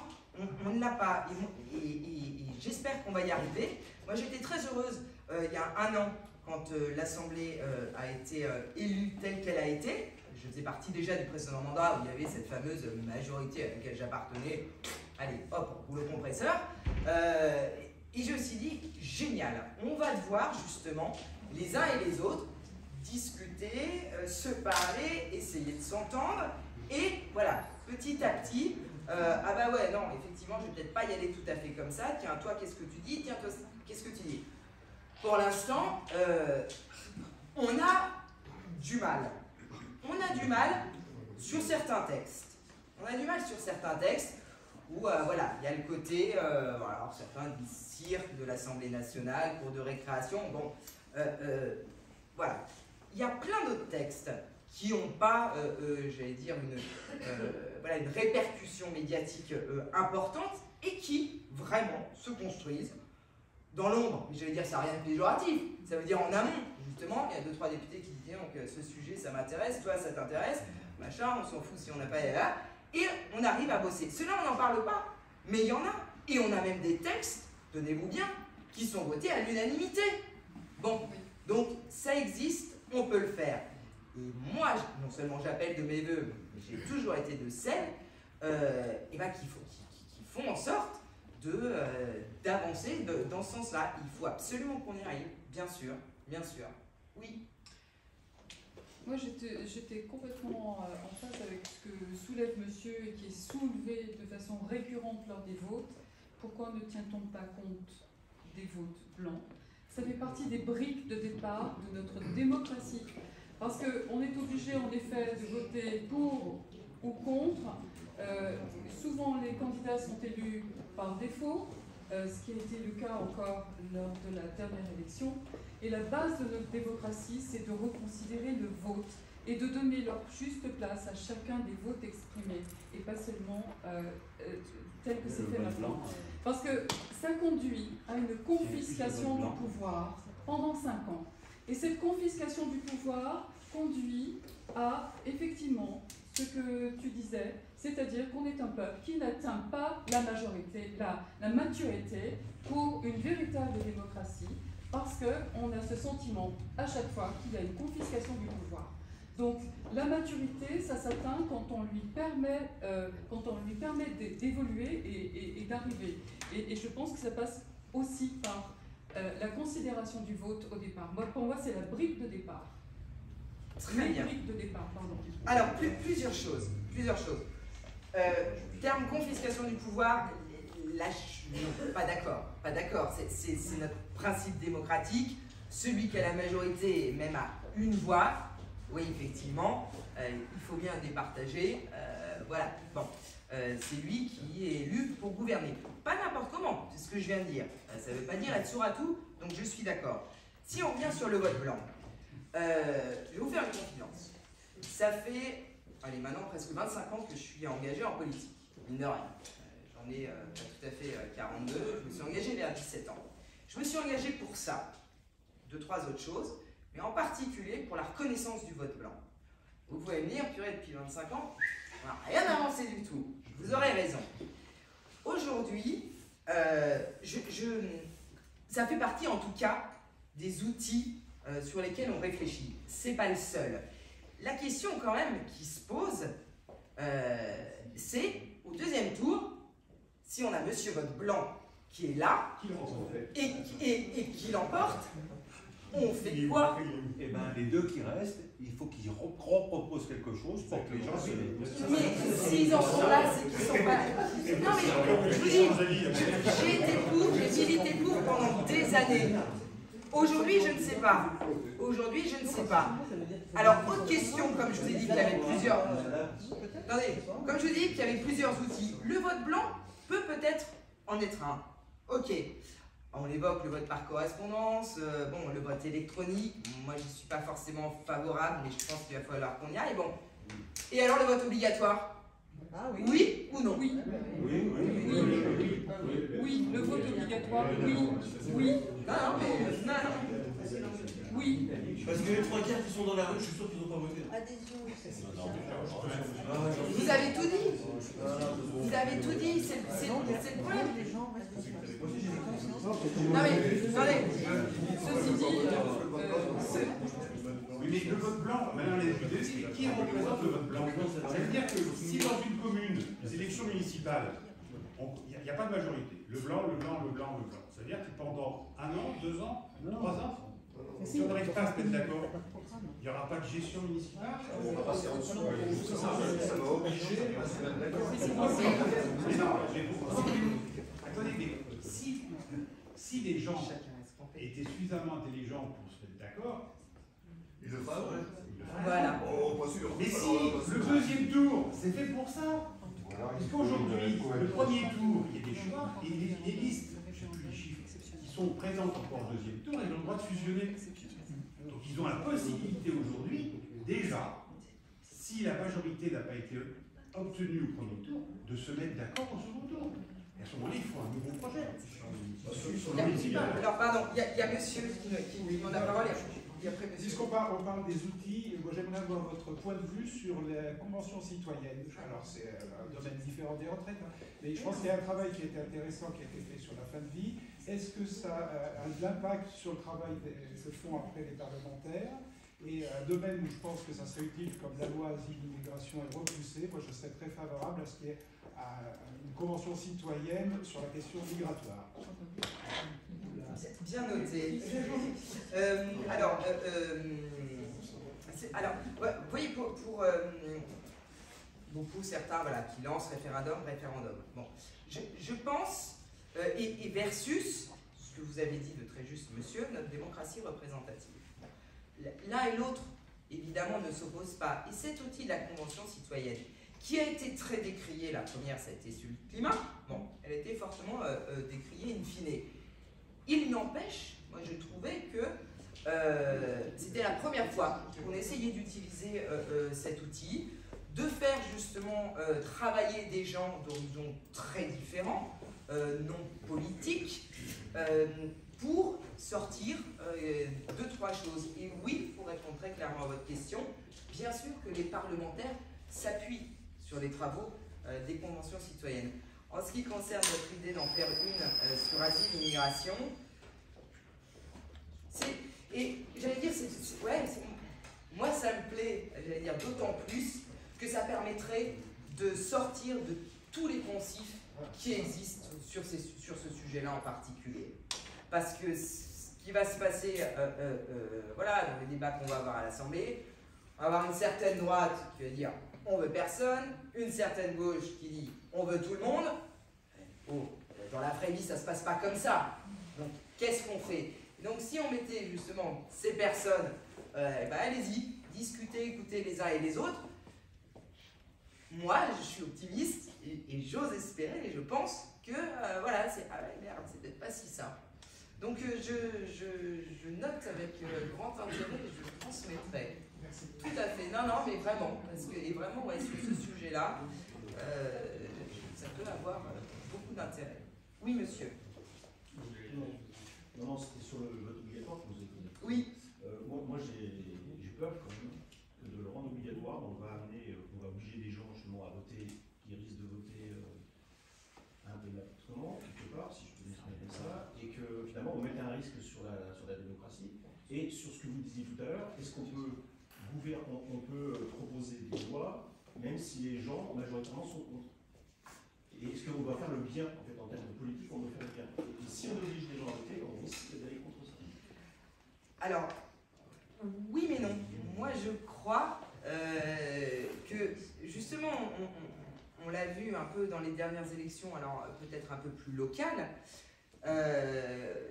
que ceux qui se mobilisent, ce sont les militants farouches d'un côté et de l'autre, et les autres qui se disent, de toute façon, ça sert à rien. Et moi, c'est ceux qui disent ça sert à rien que je voudrais amener aux urnes, parce que ce sont après, et là, pour le coup, je suis d'accord avec vous, monsieur, je pense que ceux qui n'ont pas voté avec les mains vont voter après avec les pieds. Et en tant que démocrate, je ne peux pas m'en satisfaire. Je ne peux pas m'en satisfaire. Et je crois fondamentalement que si vraiment tout le monde votait, il y aurait un équilibre qui vraiment déterminerait des tendances plutôt réconfortantes. Non, mais voilà. Monsieur. Oui, j'ai juste un sujet qui concerne d'ailleurs la commune et les communes environnantes. C'est l'immobilier. Il est en train, alors ça vous concerne peut-être pas tous, vous êtes sans doute heureux propriétaires. Moi je ne le suis pas. D'ailleurs, si vous vendez dans la région ville, les taux augmentent. C'est-à-dire que faisons court, un Gugus qui gagne 3000 balles il y a 6 mois, je caricature un peu, il emprunte 300 000. Un Gugus qui 6 mois après, c'est-à-dire aujourd'hui, gagne toujours 3000 balles, il emprunte 200 000. Je caricature un peu à peine. 270. Bref, vous avez compris le truc. On dit que quand le bâtiment va, tout va. Est-ce que la question est simple? Vous avez entendu des mecs un peu experts là, dans les gens que vous pouvez fréquenter, qui ont des idées intéressantes au-delà des machins qu'on peut lire dans la presse de Lyon d'ailleurs. Alors, si je peux me permettre, j'ai fait construire une maison en 84. J'ai emprunté à 14%. À l'époque, on avait des taux d'inflation très élevés. Quand l'inflation a baissé, j'ai renégocié. Un jour, je suis sorti de chez le banquier. Je lui ai dit, j'ai gagné 9 millions 100 000 aujourd'hui. Donc, si effectivement aujourd'hui on emprunte à 3,5% et que l'inflation rechute, comme on espère tous, il y a toujours possibilité, je pense, de négocier avec les banques pour faire baisser les taux. Le coût de l'immobilier n'est pas le même. Sur la somme, alors, on a notre maire, madame, et puis après j'essaie. C'est un vrai souci cette question de l'immobilier parce qu'à la fois, alors il y a le problème des constructions où les gens ne veulent pas avoir de construction à côté de chez eux, mais par exemple sur la situation de la métropole de Lyon, il y a une vraie carence de logements neufs et donc il faut construire. Il faut construire et il n'y a pas seulement de solution. En plus, il y a le problème de l'artificialisation des terres. Donc, c'est vrai qu'il faut condenser dans les villes, là où il y a des constructions. Mais le problème qu'on a, alors nous, on prend plein de fois à Neuville, où on avait été presque épargné par la hausse des prix de l'immobilier. Mais cette hausse qu'on n'avait plus, en 2 ans, on a pris 20%, donc elle nous rattrape. Et moi, la crainte que j'ai, à Neuville, on est par rapport à la loi SRU, dans la solidarité, rénovation urbaine, où on doit avoir au moins 25% de logements sociaux, on a 28%, donc on a un nombre de logements sociaux, c'est-à-dire qu'on a une population qui est éligible aux logements sociaux dans la commune de Neuville. Et puis on a des gens qui arrivent maintenant à Neuville qui sont particulièrement aisés, qui peuvent s'acheter ces appartements neufs qui sont pas très chers, qui étaient à 5, là le programme derrière, enfin juste au-dessus était à un peu plus de 5 000 € le mètre carré. Il y en a un qui est en face du garage de Moulay pour ceux qui sont à Neuville, qui est déjà à 6 000 € du mètre carré. Donc ça veut dire que la crainte moi que j'ai, c'est que dans des communes comme les nôtres, Val-de-Saône pour faire large, on aura soit des gens dans des communes où on a du logement social, des gens plutôt pauvres, soit des gens très aisés, mais pas la plus grosse partie qui sont les gens. Et on a beaucoup d'habitants de Neuville qui disent, Neuville ou les communes autour, je voudrais rester sur place, mais je n'ai pas les moyens. Et ça touche particulièrement les jeunes, parce que les gens plus anciens, ils ont pu acheter à un moment où l'immobilier était correct. Alors, et quand ils revendent, c'est jackpot aujourd'hui. Tout à fait. Et donc, dès qu'il y en a une maison à vendre, part tout de suite. La solution qui est de demi-mesure, mais qui vaut quand même ce qu'il vaut pour les maisons, c'est ce qu'a mis en place, c'est ce qu'on essaie de mettre en place sur les communes et métropoles, qui permet d'acheter son appartement, on n'est pas propriétaire du BRS. Le BRS, pardon. Merci, le BRS. Ce qui permet de baisser le prix à peu près de moitié. Donc, ce qui permet de souffler, mais qui est finalement la seule solution. Alors, c'est pas cette compétence satisfaisante, parce qu'il y a des gens qui ont l'impression qu'ils ne sont jamais propriétaires parce qu'ils ne sont pas propriétaires du foncier. Ils continuent de payer une location du coup pour le foncier. Mais s'ils ajoutent le prix de la location plus le prix de l'appartement qu'ils ont acheté, ils sont un peu plus de la moitié de ce qu'ils auraient payé un appartement neuf. Et ce qui permet d'avoir des gens du milieu, je dirais, moyen, de pouvoir se loger. Et je trouve que c'est important parce que dans une cité, quelle qu'elle soit, il faut qu'on ait un peu tout type de population, sinon on se ghettoise, soit par le haut, soit par le bas. Madame, vous vouliez intervenir sur ce sujet? Non, c'est un autre sujet. Ah, alors vous permettez que je close pardon, celui-là, et après je vous donne la parole.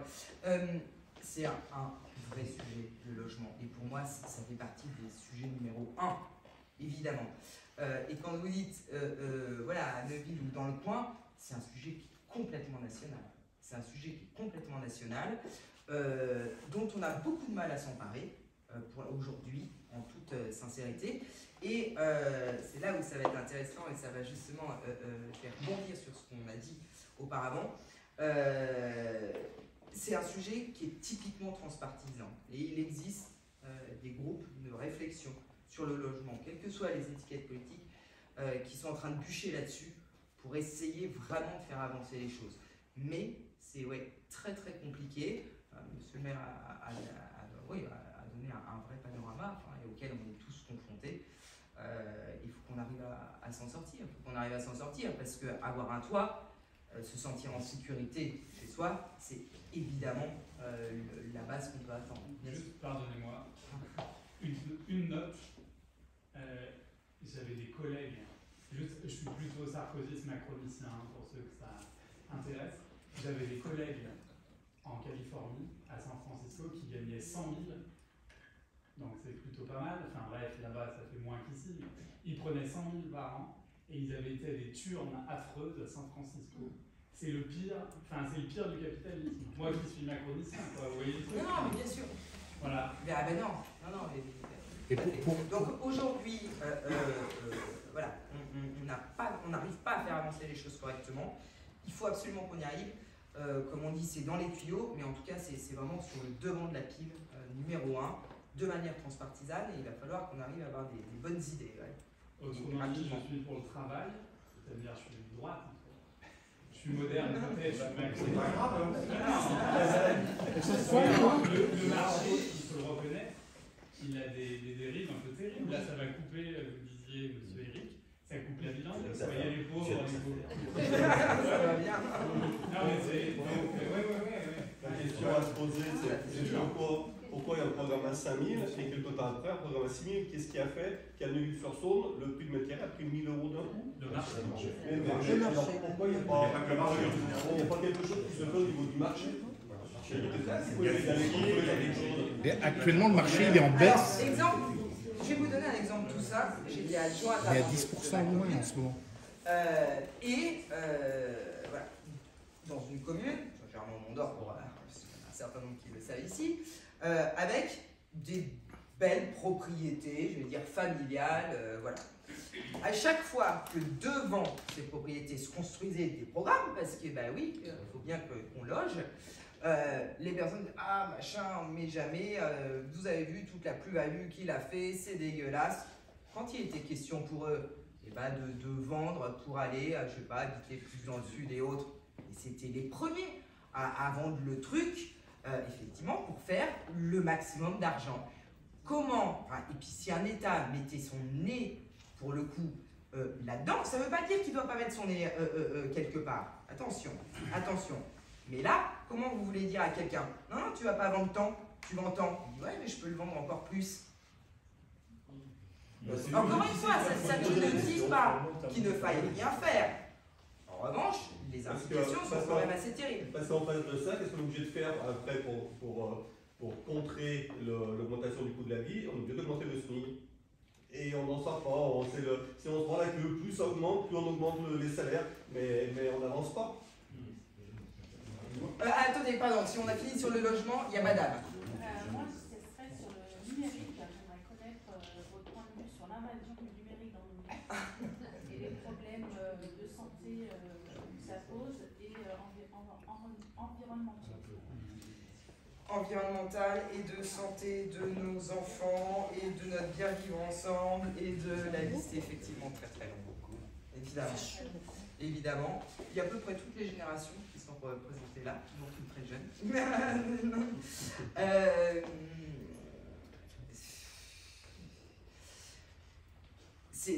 Voilà. Comment réguler? Comment réguler?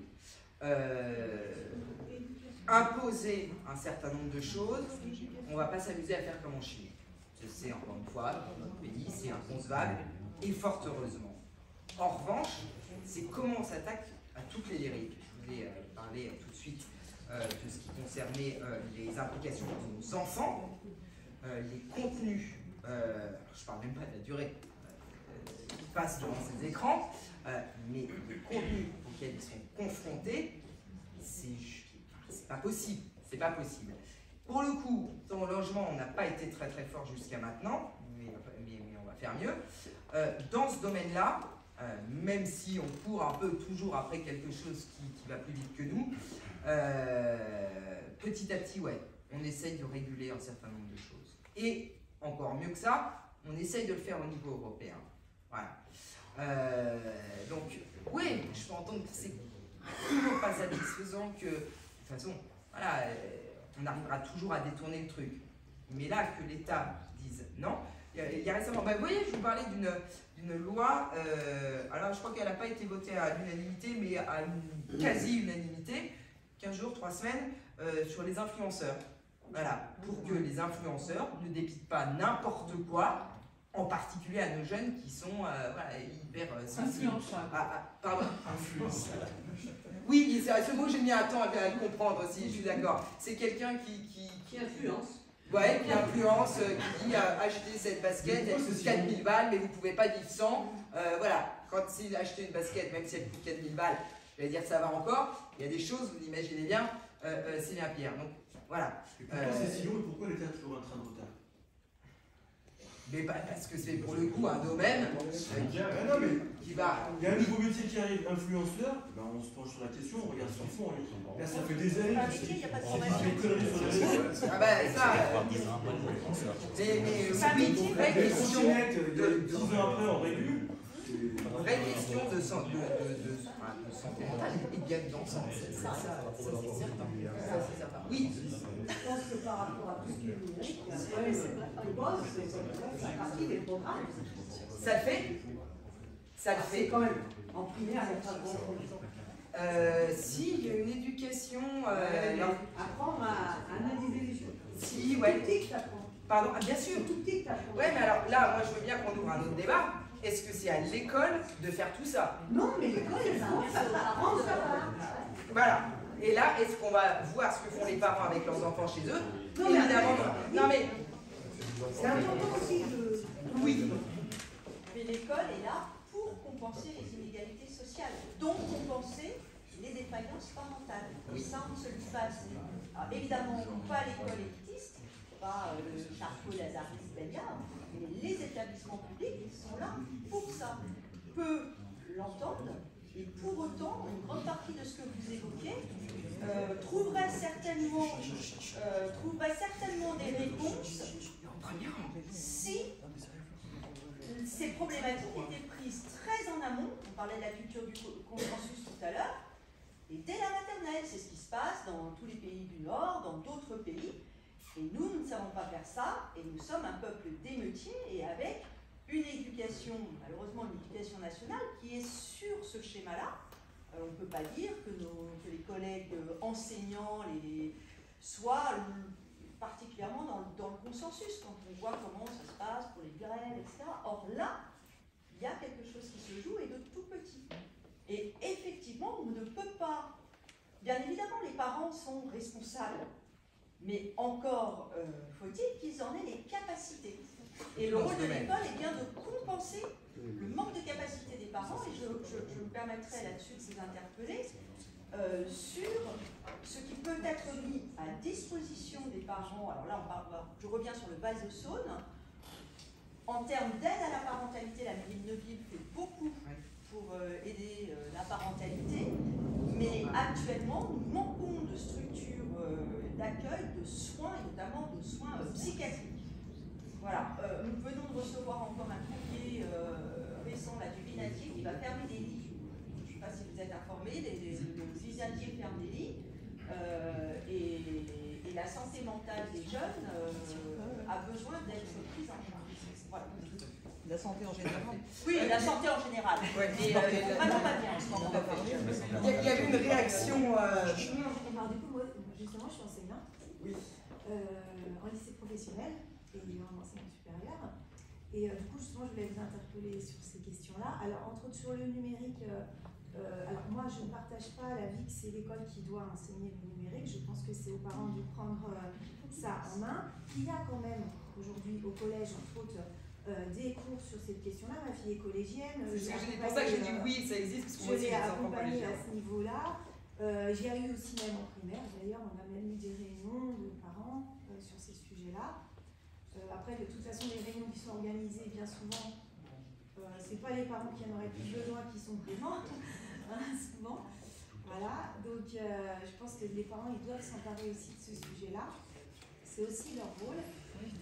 Je voulais aussi vous demander votre avis sur, en particulier, alors ça rejoint un petit peu ce que vous disiez sur la santé mentale, mais un peu plus largement, sur la prise en charge du handicap dans les établissements. Aujourd'hui, il faut savoir que dans les lycées professionnels, c'est une réelle problématique. Aujourd'hui, on a des élèves qui sont en situation de handicap très lourd, avec des professeurs et des enseignants en face qui ne sont pas formés pour les prendre en charge, qui n'ont pas les moyens, les capacités. Et ça, c'est une vraie problématique parce que non seulement on met en difficulté et en souffrance ces enfants-là, en très grande souffrance, mais on met aussi en souffrance les autres élèves. Donc voilà, aujourd'hui, le lycée, il faut avoir conscience de ça, hein, le lycée professionnel, aujourd'hui, c'est vraiment, il y a vraiment énormément, un pourcentage très important d'élèves en situation de handicap très lourd. Après, il y a des structures ULIS hein, qui font une partie du job, mais plus ça va, même plus en ULIS, c'est compliqué. Donc j'aimerais bien vous entendre sur ça, vous entendre aussi sur, parce qu'on a beaucoup parlé des anciens, des retraites et tout ça, mais c'est important de parler de nos jeunes aussi, hein, qui sont en grande souffrance. La précarité étudiante, ça existe. Aujourd'hui, on a des jeunes qui vont, moi j'ai des étudiantes qui ne se nourrissent qu'une fois par jour. On parlait du problème du logement. On a des étudiants qui n'ont pas de logement, d'accord, qui se retrouvent à devoir héberger à droite à gauche. On a des jeunes profs aussi, hein, faut savoir, les jeunes profs qui démarrent à 1 300 € par mois et qui peuvent pas, qui se retrouvent dans des grandes villes, qui ne peuvent pas se loger, parce qu'il faut savoir qu'en plus on ne touche pas nos salaires tout de suite, il y a toujours un délai, donc il faut se loger pendant 3-4 mois chez les collègues à droite à gauche. Voilà, il y a plein de trucs. Voilà. Et je trouve que c'est important qu'on parle aussi des jeunes, parce que là on a beaucoup parlé des retraites et tout ça, je comprends que ce soit des sujets, mais aussi il faut savoir que les gens qu'il y a dans les casseurs, parce que moi j'ai travaillé aussi en REP, je peux vous dire que j'en ai entendu des fois, en particulier quand il y avait la période des gilets jaunes, des gamins, hein, des collégiens hein, parfois, hein, qui disent on va aller casser, hein, parce qu'il y en a certains, ils ne voient pas leur avenir en fait. En fait, on passe notre temps à leur dire, bah voilà, donc bon, vous n'allez pas trouver de travail, vous allez, le climat il se dérègle complètement, vous n'avez aucun avenir. En fait, les jeunes aujourd'hui, ils sont, mais il faut se rendre compte, il faut les avoir en face, mais ils sont déprimés, dépités en fait. Donc voilà ce que je voulais dire. J'espère que vous êtes décidés. Bon courage. C'est mon métier. Mais non, mais je vais avoir. Voilà, merci infiniment pour. Au-delà du témoignage, voilà, cette prise de parole engagée. Et je ne suis pas syndiquée. Non, mais quand non, mais je pense même pas. Faut y penser, hein. Je peux vous conseiller. Donc, à la retraite, c'est fini. Non, mais quand je dis voilà, prise de parole engagée, on sent que c'est avec les tripes, et merci à vous. Merci à vous.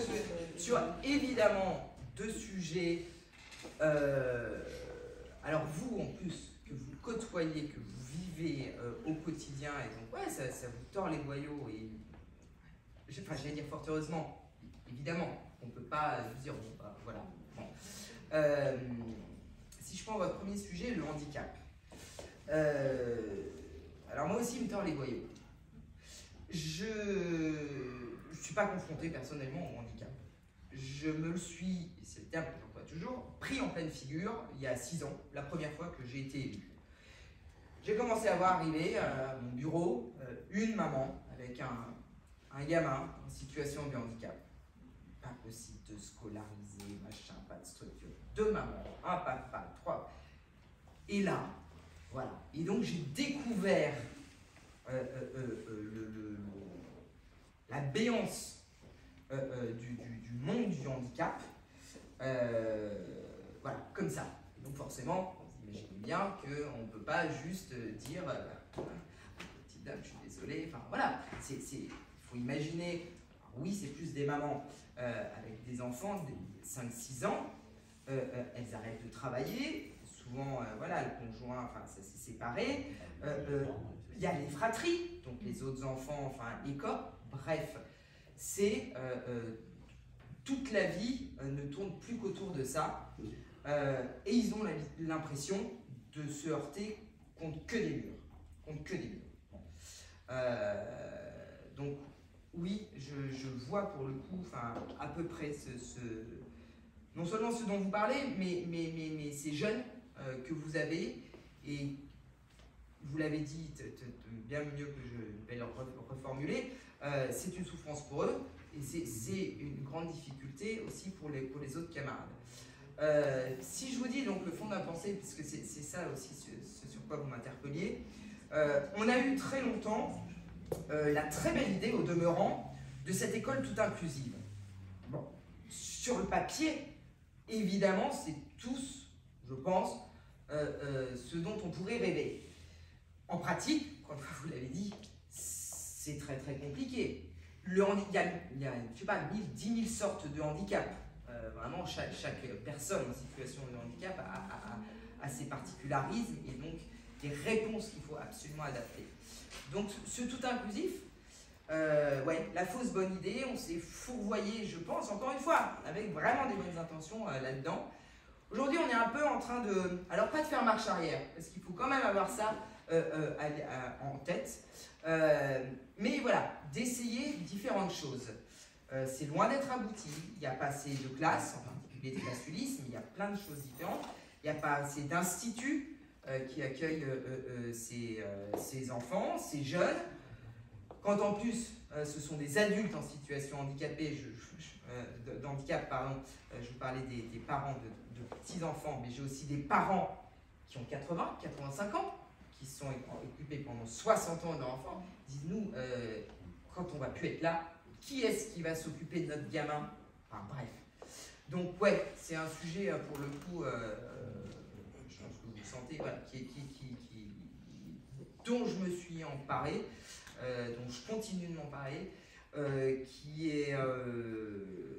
il y a pas mal de choses.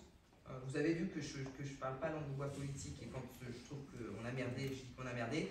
Pas mal de choses qui ont été faites quand même le mandat précédent, il y a encore plus à faire. Le truc c'est que, voilà, on remplit la mer de gouttes d'eau, quoi. Mais il faut les faire. Mais il faut les faire. Également sur ce qui se passe dans d'autres pays. Moi je suis nordiste et je sais que dans la région nord, beaucoup d'enfants ou de parents d'enfants handicapés sont retournés sur la Belgique parce qu'il y avait des offres qui étaient encore plus importantes qu'en France. Vous avez tout à fait raison, monsieur. En C'est particulier vrai. sur l'autisme. Absolument. Particulièrement sur l'autisme. Alors on a des solutions. Aujourd'hui, c'est des structures, il y a des associations, entre autres avec la méthode, je crois que c'est ABA qu'on appelle. Il y a donc c'est des associations privées, enfin c'est des structures privées qui proposent ces techniques-là et du coup ça coûte très cher pour les parents. Enfin, c'est ça. Moi je sais, enfin dans le lycée où je suis, nous on a des classes Ulysse autistes, des autismes très très lourds. Avant, moi quand j'ai commencé, il n'y a pas très longtemps que je suis prof, hein, j'ai fait une reconversion, donc j'ai une carrière avant de commerciale pendant 19 ans. Et quand j'ai commencé il y a 5 ans, les cas d'autisme, c'était des autismes légers. D'accord ? Aujourd'hui, ce sont des autismes lourds, très très lourds. Et il n'y a pas, effectivement, comme vous disiez, ce que disent le problème des parents, c'est qu'ils n'ont pas le choix aujourd'hui. C'est-à-dire qu'ils n'ont pas d'autre structure. Donc ils seront obligés de les mettre à l'école. Donc l'école inclusive, oui. Et moi, je peux vous dire que je suis quelqu'un de très convaincu sur l'école inclusive. J'ai vraiment très envie de ça. D'ailleurs, ça fait partie c'est une des raisons, une des choses qui m'a portée dans mon choix de l'enseignement. C'était l'inclusivité. Moi, j'ai une petite fille en situation de handicap léger, en dyslexie et dysorthographie, qui est aussi une situation de handicap. C'est ça qui m'a amenée vers l'enseignement. Et c'est quelque chose dans lequel je croyais fortement. Mais en fait, en étant dedans, dans l'enseignement, j'ai compris que ce n'était pas possible, ou en tout cas pas avec les moyens qu'on nous donne aujourd'hui.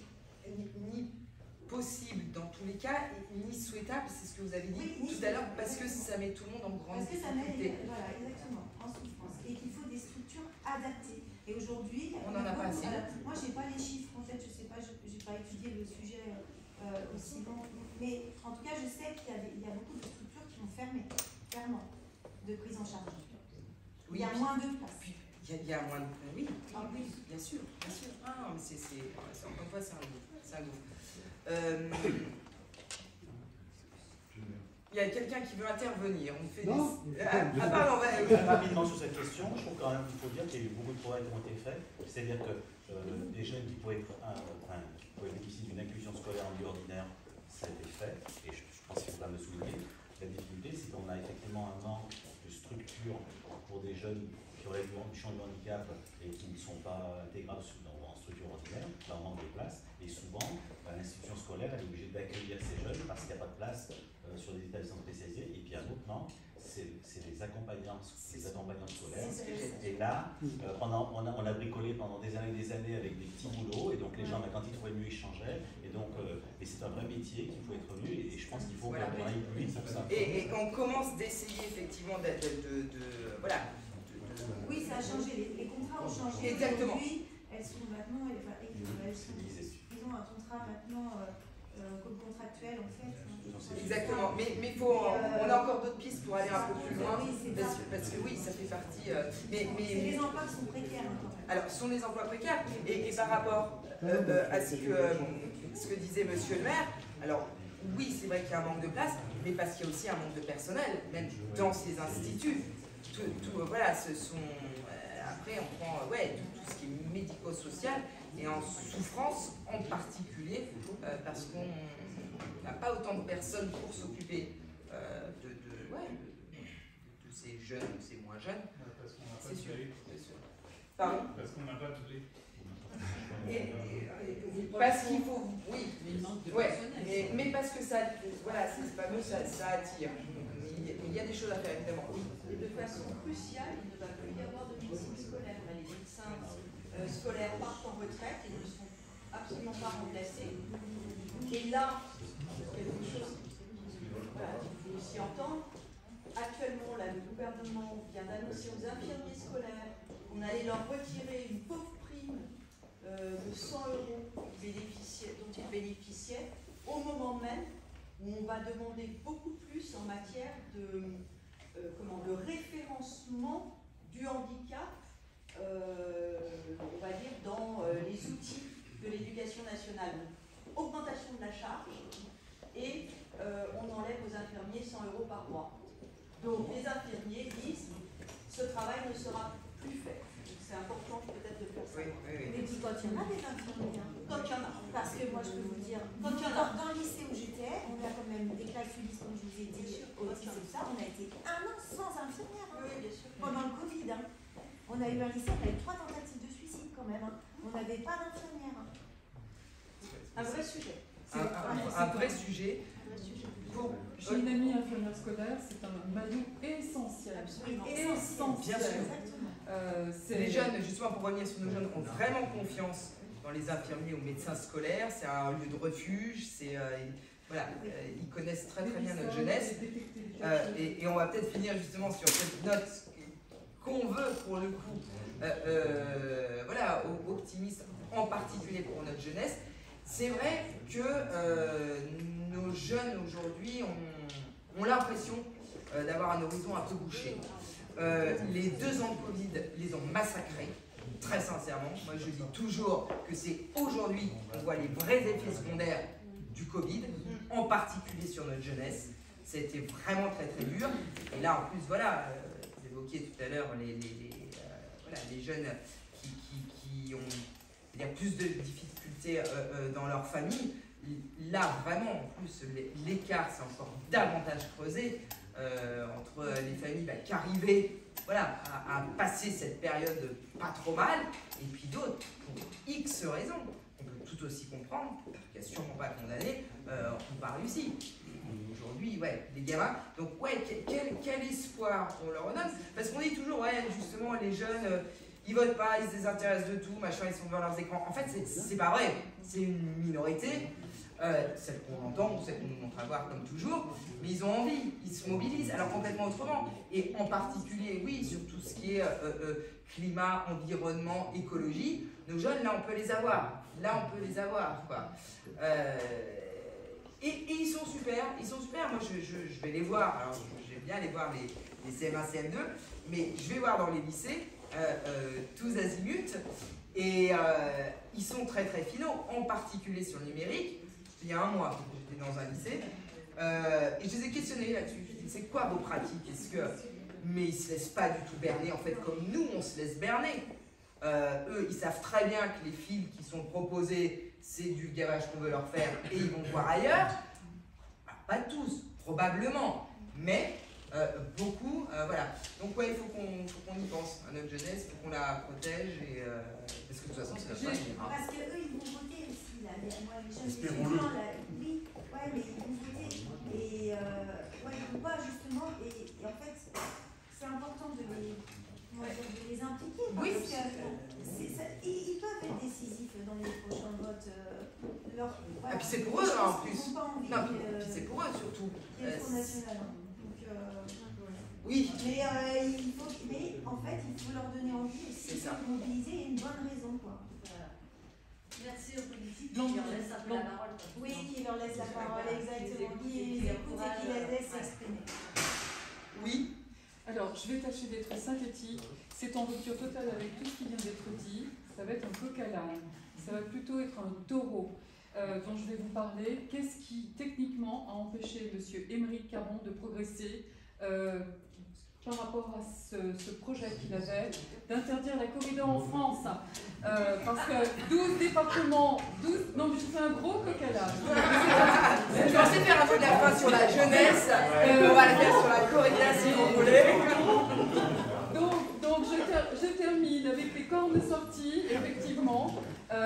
C'est lui-même qui s'est empêché. Non, il y a 12 départements en France qui prospèrent sur l'activité taurine. La majorité des Français sont contre la corrida, tout comme ils étaient contre la réforme des retraites. Que se passe-t-il? Merci. Non, mais... Vous êtes inondé avec le on va plutôt en discuter autour d'un verre. La personne avec qui je suis venue s'est désolidarisée, il a reculé de 3 il a bien fait. Faire attention on en parle à son inverse si ça va tout le monde après avec grand plaisir. Mais c'est lui qui a fait son coup de com', là pour le coup, vraiment, qu'il a joué complètement à l'envers. Et une fois qu'il a vu que ça se passait pas comme il voulait, qu'il avait pas autant l'écoute qu'il voulait, qui a été boudé dans son coin. Pardon de le dire comme ça, vous voyez, c'est pas mon genre de critiquer les uns et les autres, ça a été vraiment ça. Ceci dit, est-ce que ça reste quand même, indépendamment de M. Émeric Caron, un sujet? Parce qu'il s'avère que 60 ou 78% des Français sont contre la corrida. Que se passe-t-il? Parce que non, mais ceux qui sont pas dans les départements où il y a de la corrida, je suis pas pour, je suis pas contre. Franchement, sincèrement, j'ai pas les coups là-dedans, mais voilà. Oui, un vrai mot de la fin, je voudrais, s'il vous plaît. Un mot par dessus. Vous parliez déjà de entre une Blandine qui a 17 ans, qui fait des idéaux, et un jeune de 20 ans qui a des enfants. Alors, chute. Peut-être pour terminer. Ah oui. Bon. Entre les idéaux de Blandine, qui avait 17 ans, et les idéaux, synthétiquement, des jeunes que vous fréquentez aujourd'hui, qui ont 17 ans, ou peut-être même de vos enfants, qu'est-ce qui a changé? Mais pas grand-chose au final, je pense. Alors, le contexte, forcément, même si je ne suis pas encore très vieille, j'ai 20 ans de plus, bon d'accord, mais oui, non, je pense que les idéaux sont les mêmes. Porter voilà, sur l'autre, faire attention à notre planète. Alors nous, ça ne s'exprimait pas exactement de cette manière, mais voilà, l'attention était là. L'envie de... Et puis, moi, en tout cas, c'est aussi ce qui meut mon engagement. l'envie de progresser individuellement et collectivement, moi c'est pour ça que je me bats. Et enfin pour les autres, justement, je dis attends, pourquoi je me suis engagée? Parce que je veux que chacun grandisse individuellement et collectivement. Donc ça, je pense que les jeunes, ils l'ont. Après, il y a différentes manières de l'exprimer, mais ouais, je peux en parler. Ouais. Oui. J'ai un livre qui m'a envoyé il y a un mois un lien sur un texte de la petite fille de Funès sur les relations des personnes au travail. En disant, j'espère que vos phrases ne sont pas choquées en écoutant ça, parce qu'effectivement les relations des jeunes aujourd'hui vis-à-vis du travail sont complètement différentes des relations que notre génération avait vis-à-vis du travail. Donc quand vous demandiez ce qui a changé, je pense que ça a changé. Oui, probablement. On continue de discuter tout ça.